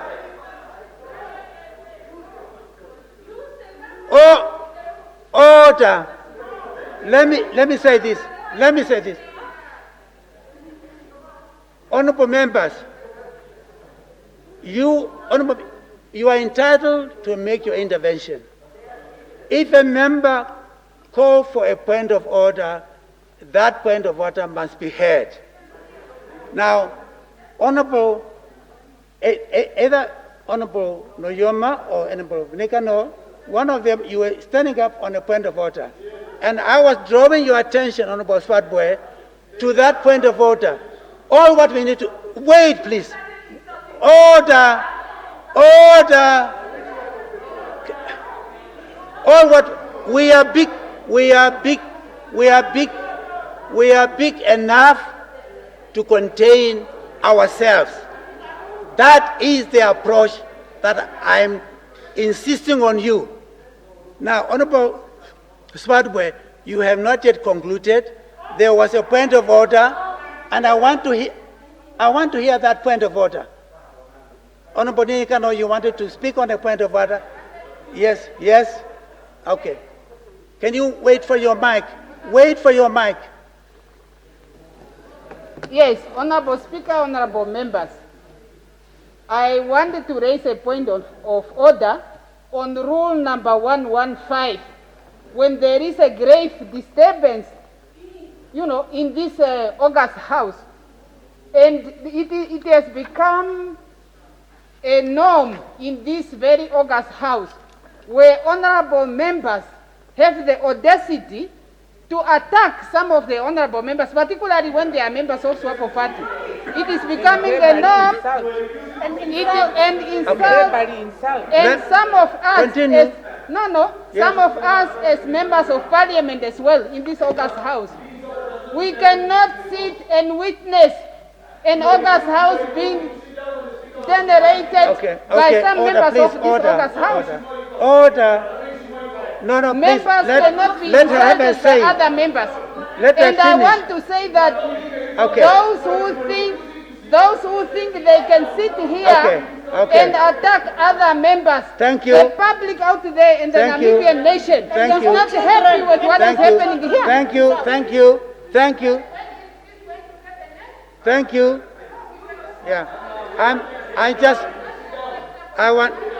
Okay, thank you very much, thank you. Now, Honorable Swartboy, please confine yourself to your intervention. Please, let us listen to each other, please. Please continue your intervention, conclude. And I want you to keep it as calm as necessary. This is what is needed. There's no need for drama. We don't need it. Let's please make your intervention, conclude, and let's continue, finalize this particular topic. Please continue.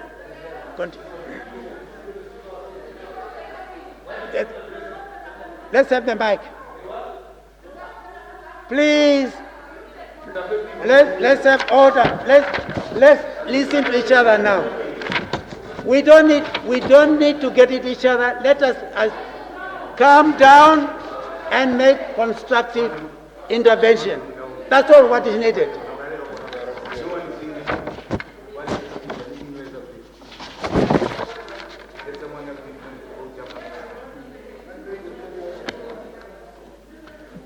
Thank you, Honorable Speaker, sir. Honorable Speaker, it would be important, while we respect you, that you also show even-handedness. When the other member stood up, he didn't even stand up on a point of order. He stood up to shout an allegation. That is where the problem started. But I respect you. Let's leave it there. Order, please. It's fine. Let's listen to each other. Please, listen. Yes.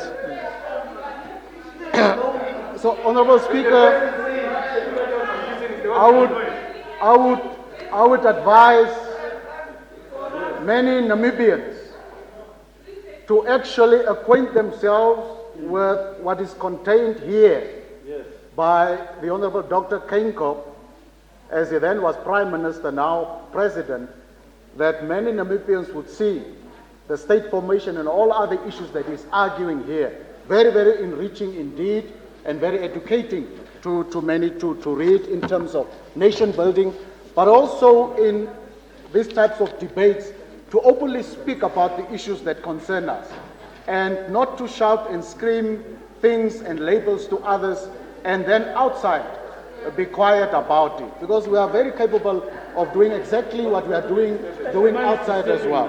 Now, Honorable Speaker, my last point is that precisely as the apartheid national party was controlling many Namibians with resources, as South Africa and here in Namibia, as apartheid was controlling people with resources, to maintain an artificial legitimacy and a hegemony. That hegemony was able to be debunked and removed, because there is only so long that a person can continue to live in fear.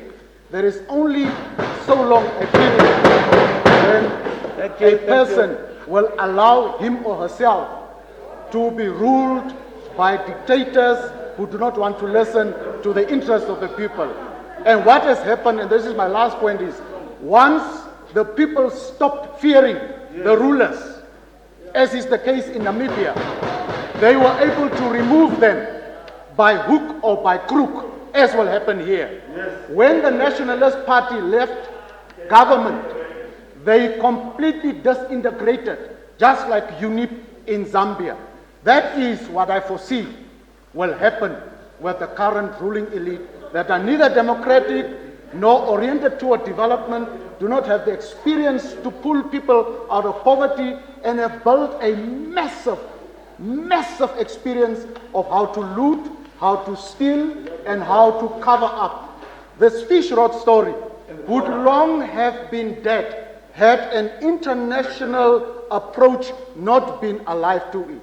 If that whistleblower was not who he was from another country, this thing would already have been dead, as are the cases of many. And therefore, I support the motion of the honorable member, and I urge us all to work for a democratic Namibia, not a tribal Namibia, and to be genuinely internationalists, unlike those who claim to be nationalists, but in their actions are actually the deepest tribalists this country has ever seen. Their days are numbered. Their lives will be remembered as horrible, sad, and foolish lives. Okay. I thank you. Thank you. Thank you. Let's make progress. Let's make progress. Minister of Justice, Minister of Information, Deputy Minister, please. Thank you very much, Honorable Speaker. I also rise to make my intervention on the debate put forward by Honorable Mike Avekotora on how our democratic systems are impacting the development in our country. Honorable Speaker, honorable members, I would like to first give a historical context to what was brought.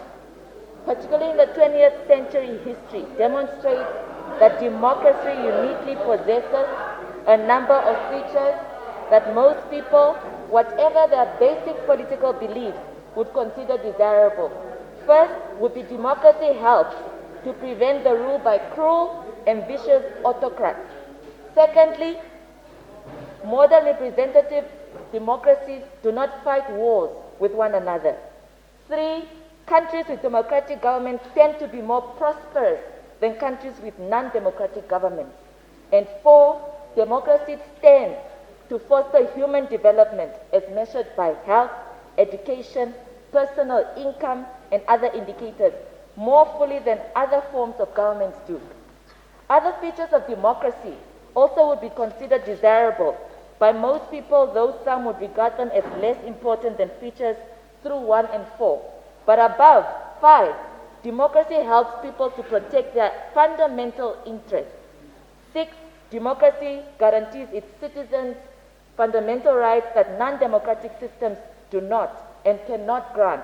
And 7, democracy ensures its citizens a broader range of personal freedoms than other forms of governments too.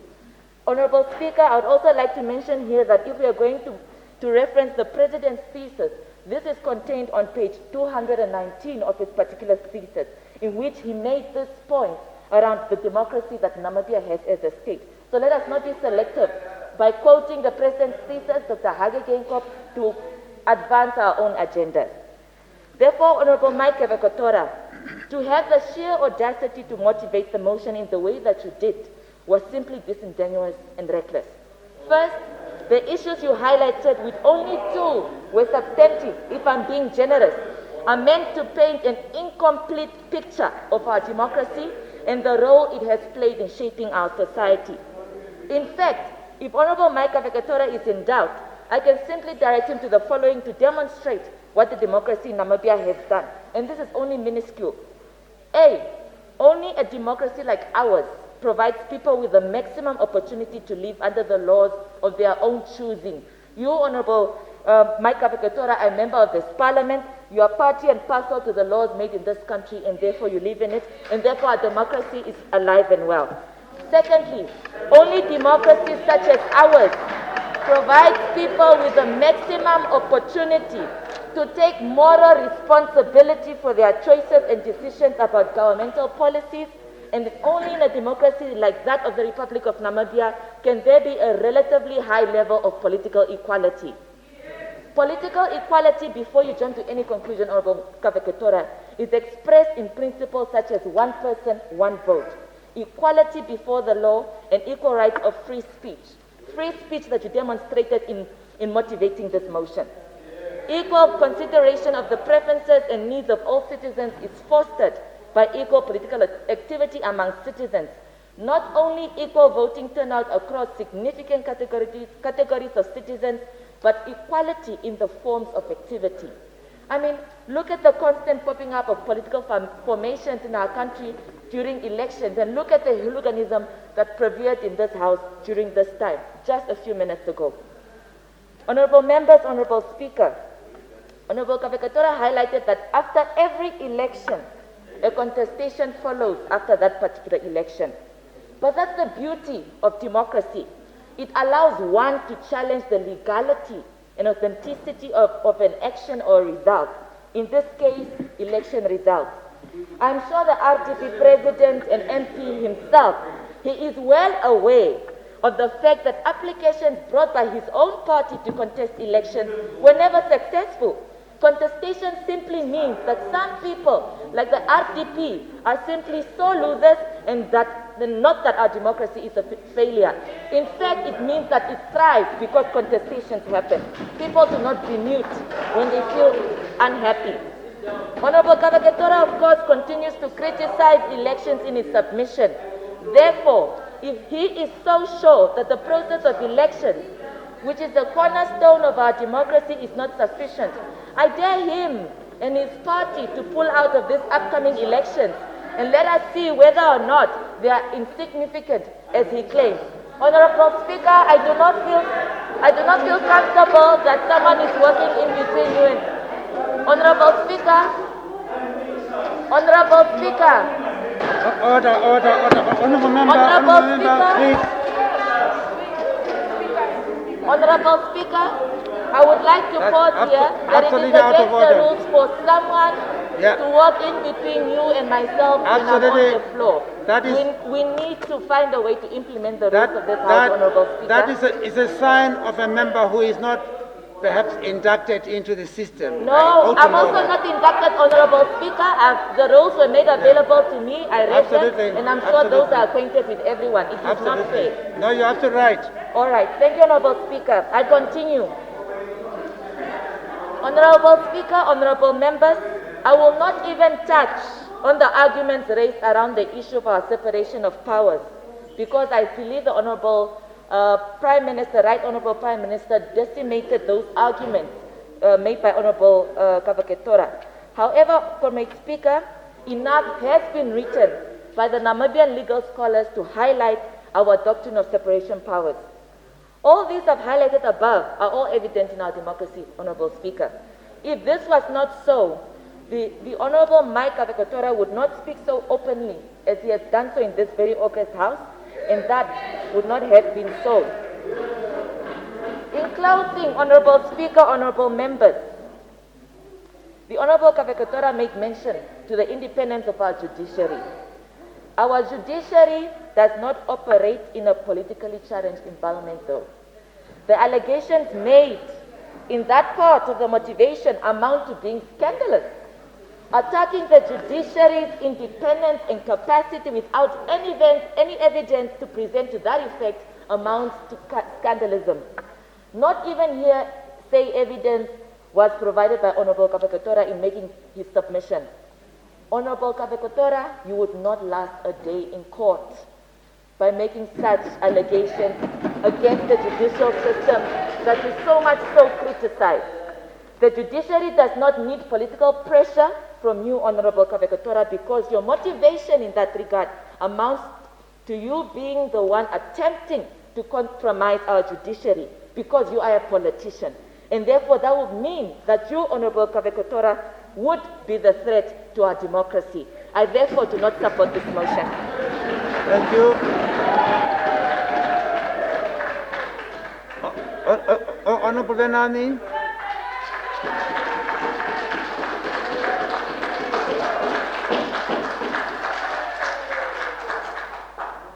Honorable Speaker, honorable members, we are in the building blocks of consolidating our democracy and building our statehood. And words matters as we are in a process of nurturing and consolidating a democracy. One, Honorable Kavekotora, one Andimba, I thank you for bringing this motion to the House, because as you are building any institution or any state formation, there is always a need to reflect on the trajectory that we have undertaken, how far we have gone, where are we having lapses, and where should we build from. And that is very fundamental, and that is why I support the intent. That's why I support the intent and purpose of this motion. Those honorable members that are calling you names, names have their place and words have their meanings. But when things goes wrong, all of us in this house, Namibia, and the boat Namibia would sink, not only on behalf of the elite that decides its growth trajectory, but even those that are downtrodden in our society. On that premise, and as a footnote, I want to state the following, that I am a leader who believes in nationalism. It's a very fundamental belief that has kept us going for a number of years as a political party. Two, I am a Republican. I believe in the ethos and value of a state, that I belong to a state. I also believe that we must have a state that works in the broader interest of society. Now, yes, DTA, let me educate you. DTA has done things that you have not done. Yes? There were no whites in SWAPO. They were brought by DTA. There were no ethnic groups in other parties. We were the party that brought nationalism of all ethnic groups in one political party. Even theses are written today. There's a new thesis written in Italy. I want to tell you that this is the party that removed the past laws. You never moved the Arias Group Act. All these things were done by DTA. DTA had also weaknesses. DTA had also weaknesses. I agree. And I spoke to Dirk March. I disagreed with Dirk March on the weaknesses. But you are a group of a bunch of contradictory leaders. At the death of March, your own president, go on and praise March as a man who has worked for the bitter end of the independence of this country. He said that himself, yes? So the reality of it is that don't paint something black if it is not black. Is that just because we are opponents. A point of order. Issue, please. Point of order. What are you telling us? Let's listen to each other, please. No, Speaker, may I pose a question? The name, why did you change over? Please, let's listen to each other. Let us listen to each other. May I? No, please, I don't want to take Let us listen. No, I don't take a question. Let's listen to each other. No, I'm not taking a question, Speaker. Is that a question? A question. No, I will not take it. Okay. Not for now. And I have a reason because Okay. you are disturbing Please me. continue. You want to derail me. Please continue. Let me educate Honorable Tony Nuyoma that the League of Nations, the United Nations, you see, the League of Nations, the United Nations started as a League of Nations. Order. The United Nations started as a League of Nations. It reformed itself to become the United Nations Organization. It became the United Nations. The African Union had a name, its predecessor's name was the Is that a point of order? Organization of African Unity. Is that a point of order? You are afraid of Swarpe, now you want to come and talk Is that to a me. point of order? Is that a point of order? You are afraid of Swarpe, sit down. You chicken out. Is that a point of order? You're chicken out. Sit down. Afraid of what? Is that afraid of him now? Order! Honorable Speaker, Order, I want please continue. to focus on the debate. I have the floor. I want to focus on the debate. We have very little time. Yeah. This is a hypocrisy. Please continue. Honorable Speaker, our biggest problem that needs to be articulated, Honorable Kaveko Tora, is the relationship between the party and the state. And that is the blaring line where, as a country, the ruling party, the current ruling party has failed, is to create a clear distinction. You were afraid of Swarpe, now you are standing up. Cowards. Point of order. Point of information. I want to ask honorable member question.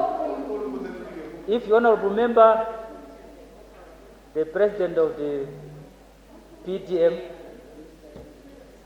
is praising DTA so much, if DTA was so good, why did you change the name? I'll just answer you. Okay, thank you. Names are changed because of political repositioning. When I took over the party, I repositioned the party. This party was not entering the northern, and the fruits are there. I got 4 seats in the north of the country. Because of strategic repositioning, any political party must strategically reposition it. SWAPO must still reposition it from OPPO, transition it from Southwest Africa to become a Namibian modern party. You are still in transition. And I spoke about this story of transition, that even the United Nations, a multilateral organization, the United Nations started as a League of Nations. It became the United Nations organization. It repositioned itself to become the UN. The Organization of African Unity was OAU. It repositioned itself of the new political dynamics and become the AU. Let me come to the focus. They want to derail me, but I'll come to the focus. Is that a point of order? You must protect me. Is that a point of order? Why is he speaking without a floor? Is it? No. Why will you ask me? Ask Swarboy. She's calling for a point of order. Is that a point of order, please? No, Honorable Speaker. Wait a minute. She's on the point of order. Speaker. Procedure. No, please. He doesn't have the floor. I just Hypocrisy that she possesses. No, please. You don't have the floor. You don't have the floor, please. Let's hear her. Honorable member, please speak.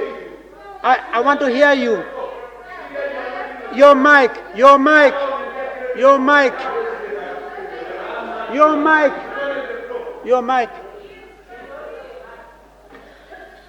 Thank you, Honorable Speaker. Honorable Speaker, I have a question to ask to Honorable Benani. Okay, thank you. Can you continue, please? Don't ask a question. Is that a point of order? Okay, point of order. Which president are you talking about? On a point of order, I want to ask Honorable Venani a question. Honorable Venani, you said we are afraid of people. We are not afraid of anybody. Afraid of what? We want to maintain the decorum of this house. So that's why sometimes we keep quiet. We fear nobody. Even the mighty South African army. We crush it. Okay. We are ready to crush anybody. Okay. South African army. Thank you, honourable member. With my AK-47. Honourable member. Now I will fear cockroaches and what? Let's continue. Please continue. Let's continue.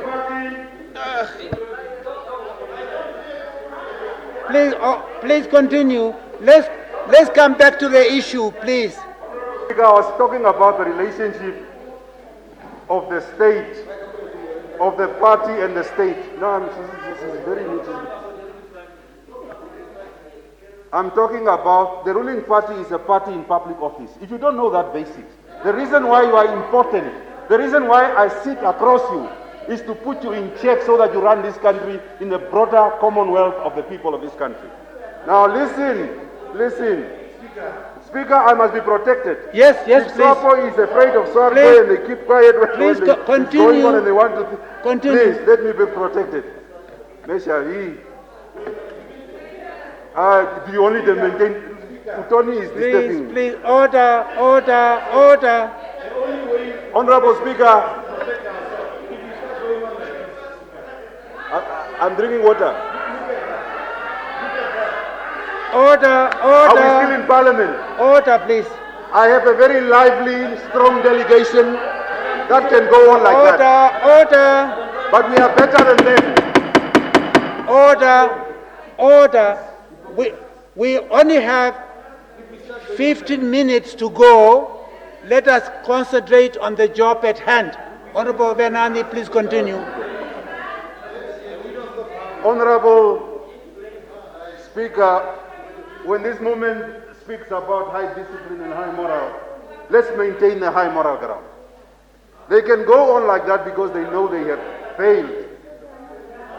They have failed to transform democracy into development. Our democratic institutions might be there. DTA government was only 6 years. You have 30 years to run this country. I was not Kufut, neither my parents. So the Kufuts are the son of Yanni Oste. That was 18 South Africa, that is part of your cabinet. So if we are calling if the pot is calling the kettle black, we will know you. We know who you were. Point of order. Is that a point of order? I'm talking about... Point of order. You're the floor. Why do you want to disturb me? You are too young. Point of order. You are too young. Please, please, let me just... I want you to know we have very little time. Because the idea is to disturb the opposition. Let us concentrate. Please continue. Thank you, Honorable Speaker. Honorable Speaker, I think the motion was debated very well yesterday, and it continues somehow very well today. But under the standing rules and order, Honorable Speaker, something I've noticed with the Leader of Opposition, that we respect very much that under Rule 26H of the rules, that he has unlimited time. But the Honorable Member tends to abuse that particular time. And he becomes very You're abusing my time. That is true, Honorable Speaker. There are more people, including in his own party, that want to contribute. And if you look at the time, the Honorable Leader of Opposition extends his speech for unnecessarily too long. So I would ask the Leader of Opposition to please be kind and be considerate with the time of all the other Honorable Members. Thank you, Honorable Speaker. Thank you, Honorable Member. Please continue. I tolerate your criticism because I want to build you. I want you to become a future. I am a builder of others. And I don't want to hammer you. I want you to grow. Honorable Speaker, I'm talking about the relationship of the state and the party. And that is why SWAPO should listen a little bit. You do not make a distinction between the party and the state and state institutions. It is like a cooker shop. The state has no parameter of its own. That's why you would have, for the last 27 years, you come at a national function, and all you do is to sing a party song at a national function. and party regalia. You have not, as a party, we must build a culture, we should build a culture of nationalism. You can't come to a national day, celebrate it, and the party in public office is using that day as a form of campaigning itself to be promoted. Let me come to the important institutions of state, and I want to, it's very founded. In fact, I want to give credit. To President Hage Geingob. Under his presidency, he has tried to improve that situation. And I give him credit for that. President Geingob, when he took over... Is that a point of order? No, come on. You are guilty of many of the things I advised you. You never listen. Is the mic on? Yeah, Honorable Please. Speaker. Mhm. Honorable Speaker, I just wanted to ask my learned friend, Honorable Venani. Yes. Just one question. I remember national days like the Independence Day that I have not seen any leader of government or member of parliament in party Nigeria. Maybe you have got a problem they do not notice, because like for me, I have that beautiful national dress in the national flag. So you cannot differentiate between the gold and the white that is added. So it is not swap of colors, it's a national flag. Thank you. You're just wearing a swap of mask in parliament. Look at your arm. Look at your arm. Look at, oh. You see, this is a problem with these people. They deny things they are seeing. Now she's denying. Okay, let me not go there. Honorable Speaker, for a minute, we need to unbundle a party in public office vis-a-vis the state institutions. Honorable Speaker, let me come to the legislature. It's true that we hold regular elections, but regular elections that are marked by controversy, and one of the things that we have... Please, order, one of the things that we have failed to establish in this country. I agree with Swarboy by saying that state institutions are there.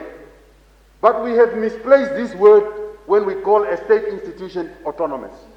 The word autonomy is misused. You want to create an institution that you call autonomous, but yet that institution is not controlled by autonomy, but it is controlled by the state. I want to give you an example. The Right Honorable Prime Minister might agree or disagree with me. She's talking about laws. But you are the person. You were the person that appointed an ED at the ACC. For as long as government is appointing someone at an autonomous body, you are not having an autonomous institution. On the point of order. On the point of you order. You don't have an autonomous institution. The point of order, yes.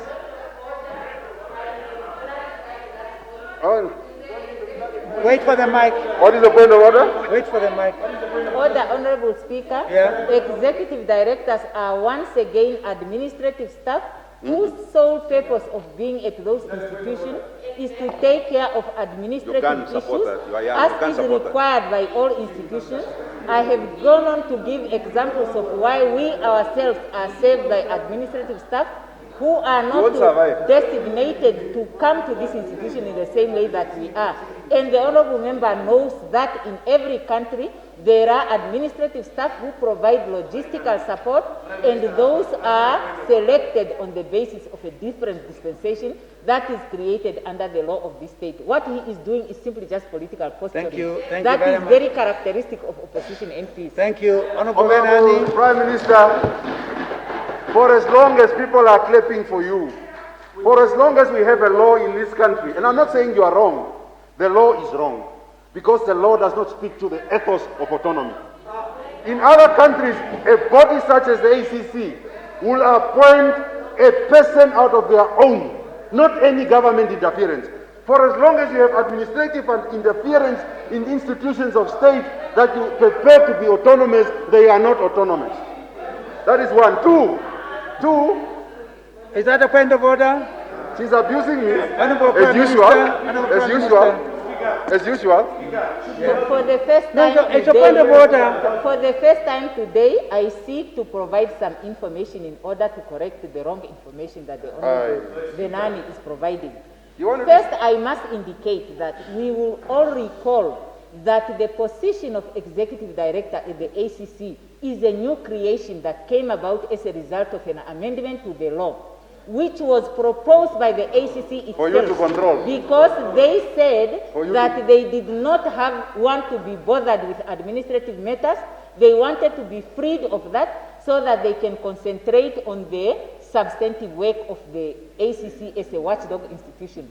Previously, the Director General of the ACC used to perform the functions of also a Chief Executive Officer of that institution. It was their own proposal, and that was agreed to unanimously in this House. So no perception should be created with the public that this provision in the law was an imposition of SWAPO intended to give SWAPO some kind of leeway in the government to influence the ACC. Thank you. Honorable Venani, The please. thinking is so wrong. Is that a point of order? Can I wait for the honourable member to continue? I'll come back to you. Please continue. Honorable Speaker, let me just answer the Yes, Prime. please. No. I'll come to you. Wait for a while. Yeah. Honourable Venani, please continue. Continue. Honorable Speaker, this is where they have it all wrong, Mr. Kavekotora. The Prime Minister is the head of government who must protect. What is the distraction Is that a you are point of doing? order? Can I hear you? Honorable Speaker, by virtue of the rules you are presiding over, point of order may not be ignored. Now you are taking I was not going to ignore because Honorable Venani was going to respond to the question, to the issue raised by the Prime Minister. That's the only thing I wanted to grant him. Please continue. Honorable Speaker, the rule does not say I must wait for him to respond. No. Now, Honorable Speaker, I rise in It is a courtesy. It's a courtesy. No. Honorable Minister, no, you don't have that floor. No, please. No, please. No, please. No, we cannot allow that. We cannot allow that. I will not sit and watch me. Sit down. No. You are very important. No, I'm not giving you the floor. Please, honorable member, sit down. Please. No, please. No. Please sit down. No. The Speaker has said he must sit down. He must sit down and take the floor. I'm helping you, Speaker. No, please. No. I don't need it. I don't need it. I don't need it. Yeah. Let him sit down.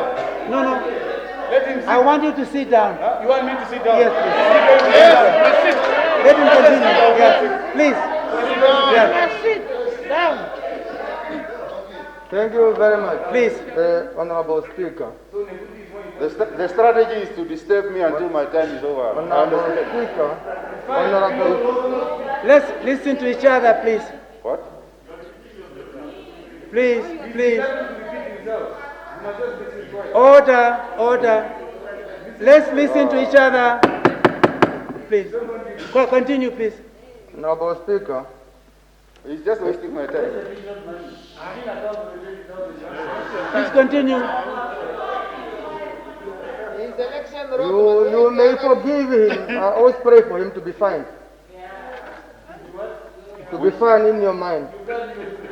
Honorable Speaker, I rise in terms of Rule 108 that says I may. Only member have the right to stand for a point of order.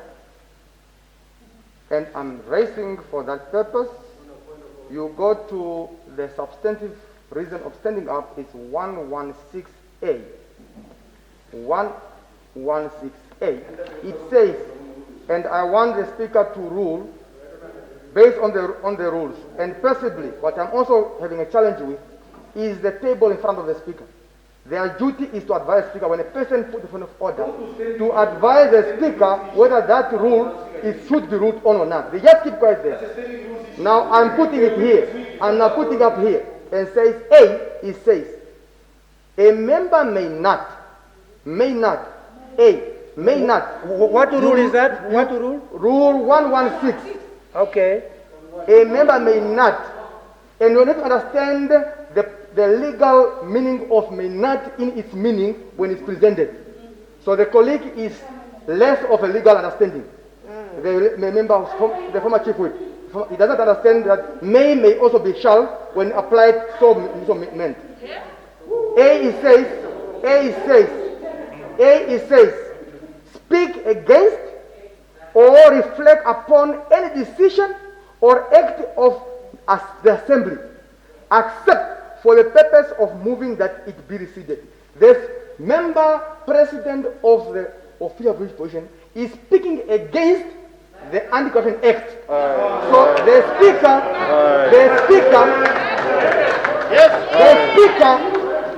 speaker is obliged by this rule to rule whether I'm right, and if so, he must withdraw that. So, Comrade Speaker, I'm placing on you that you rule accordingly. That's so moved. Honorable Member, thank you. I am still within the rule.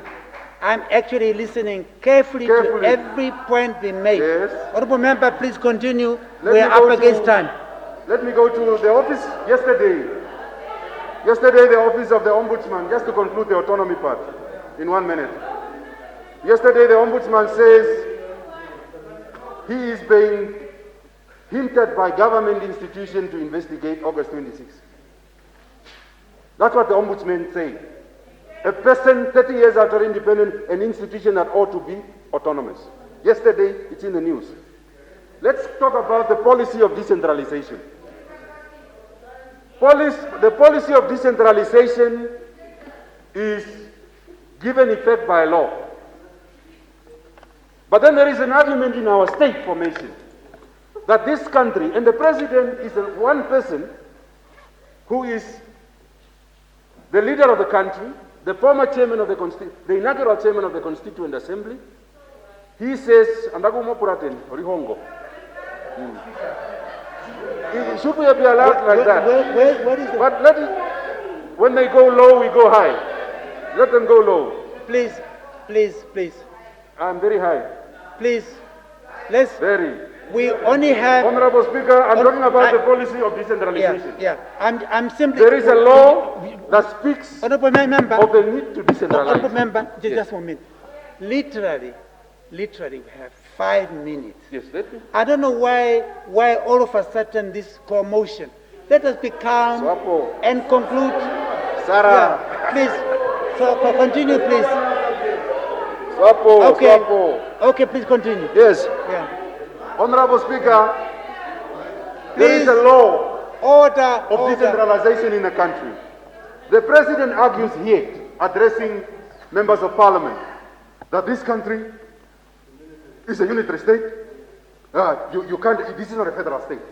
But you have a law that empowers the state, that empowers the layers of governance to exist.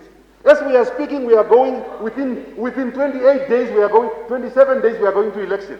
To go and elect regional governance and local governance.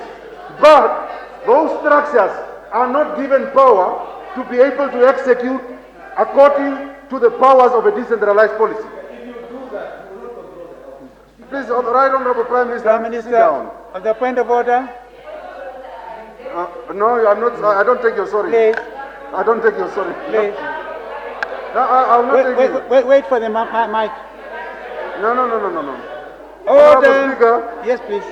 On a point of order, please, for Prime Minister. Can you wait for the mic?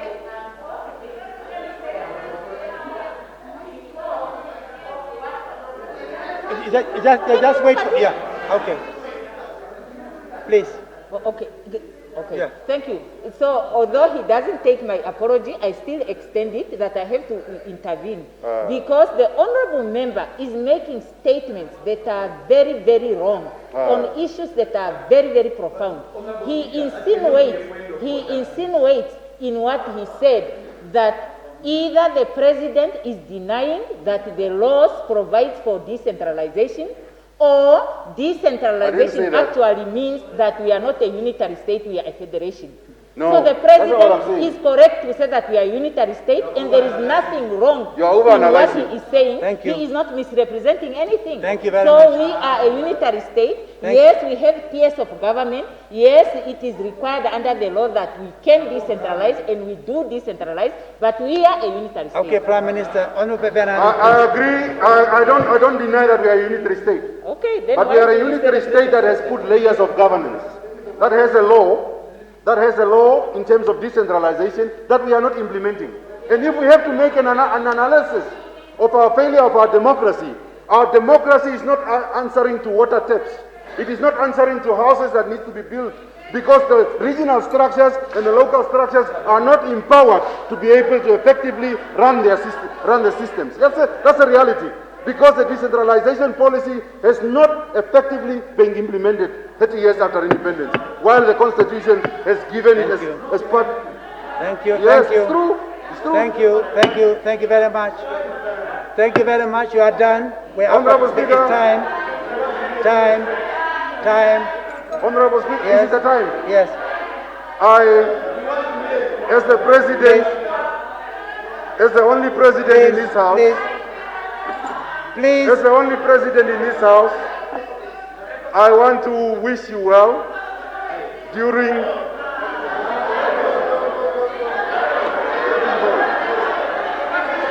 Honorable Speaker. Order. I withdraw, but as a leader, Honorable Speaker, they may make the noise, but the truth has hit home. They are Order. Please remember this, Speaker. Order. That a party that is supposed to lead, cannot lead. It has chosen anarchy to end a session of parliament. Thank you. The looting machine Thank you.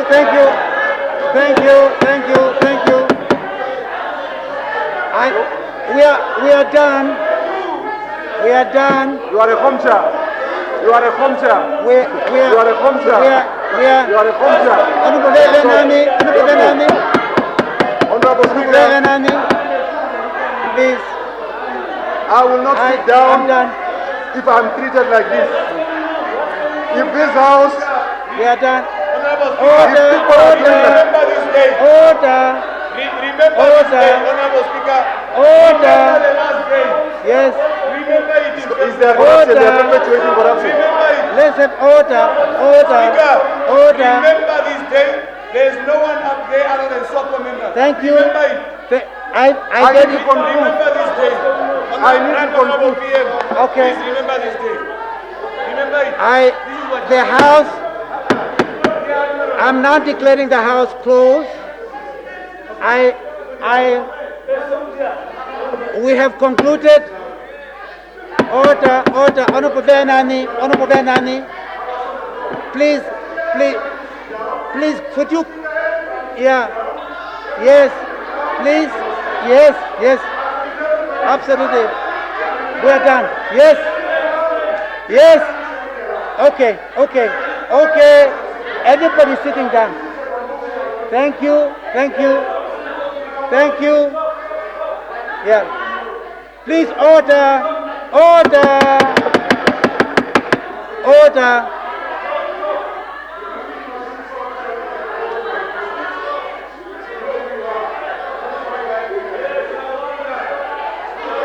Okay.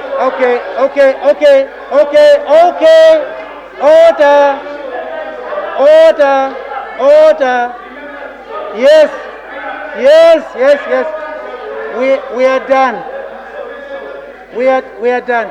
Honorable Member Maruk, we have come to the honorable. One more. We are concluding.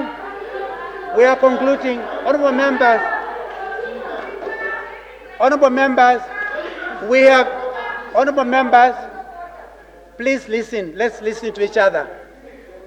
Just a minute. We are over the time. The only thing left for me to inform you is to remind you, not everyone in this house, but those who have not as yet submitted their declaration of assets.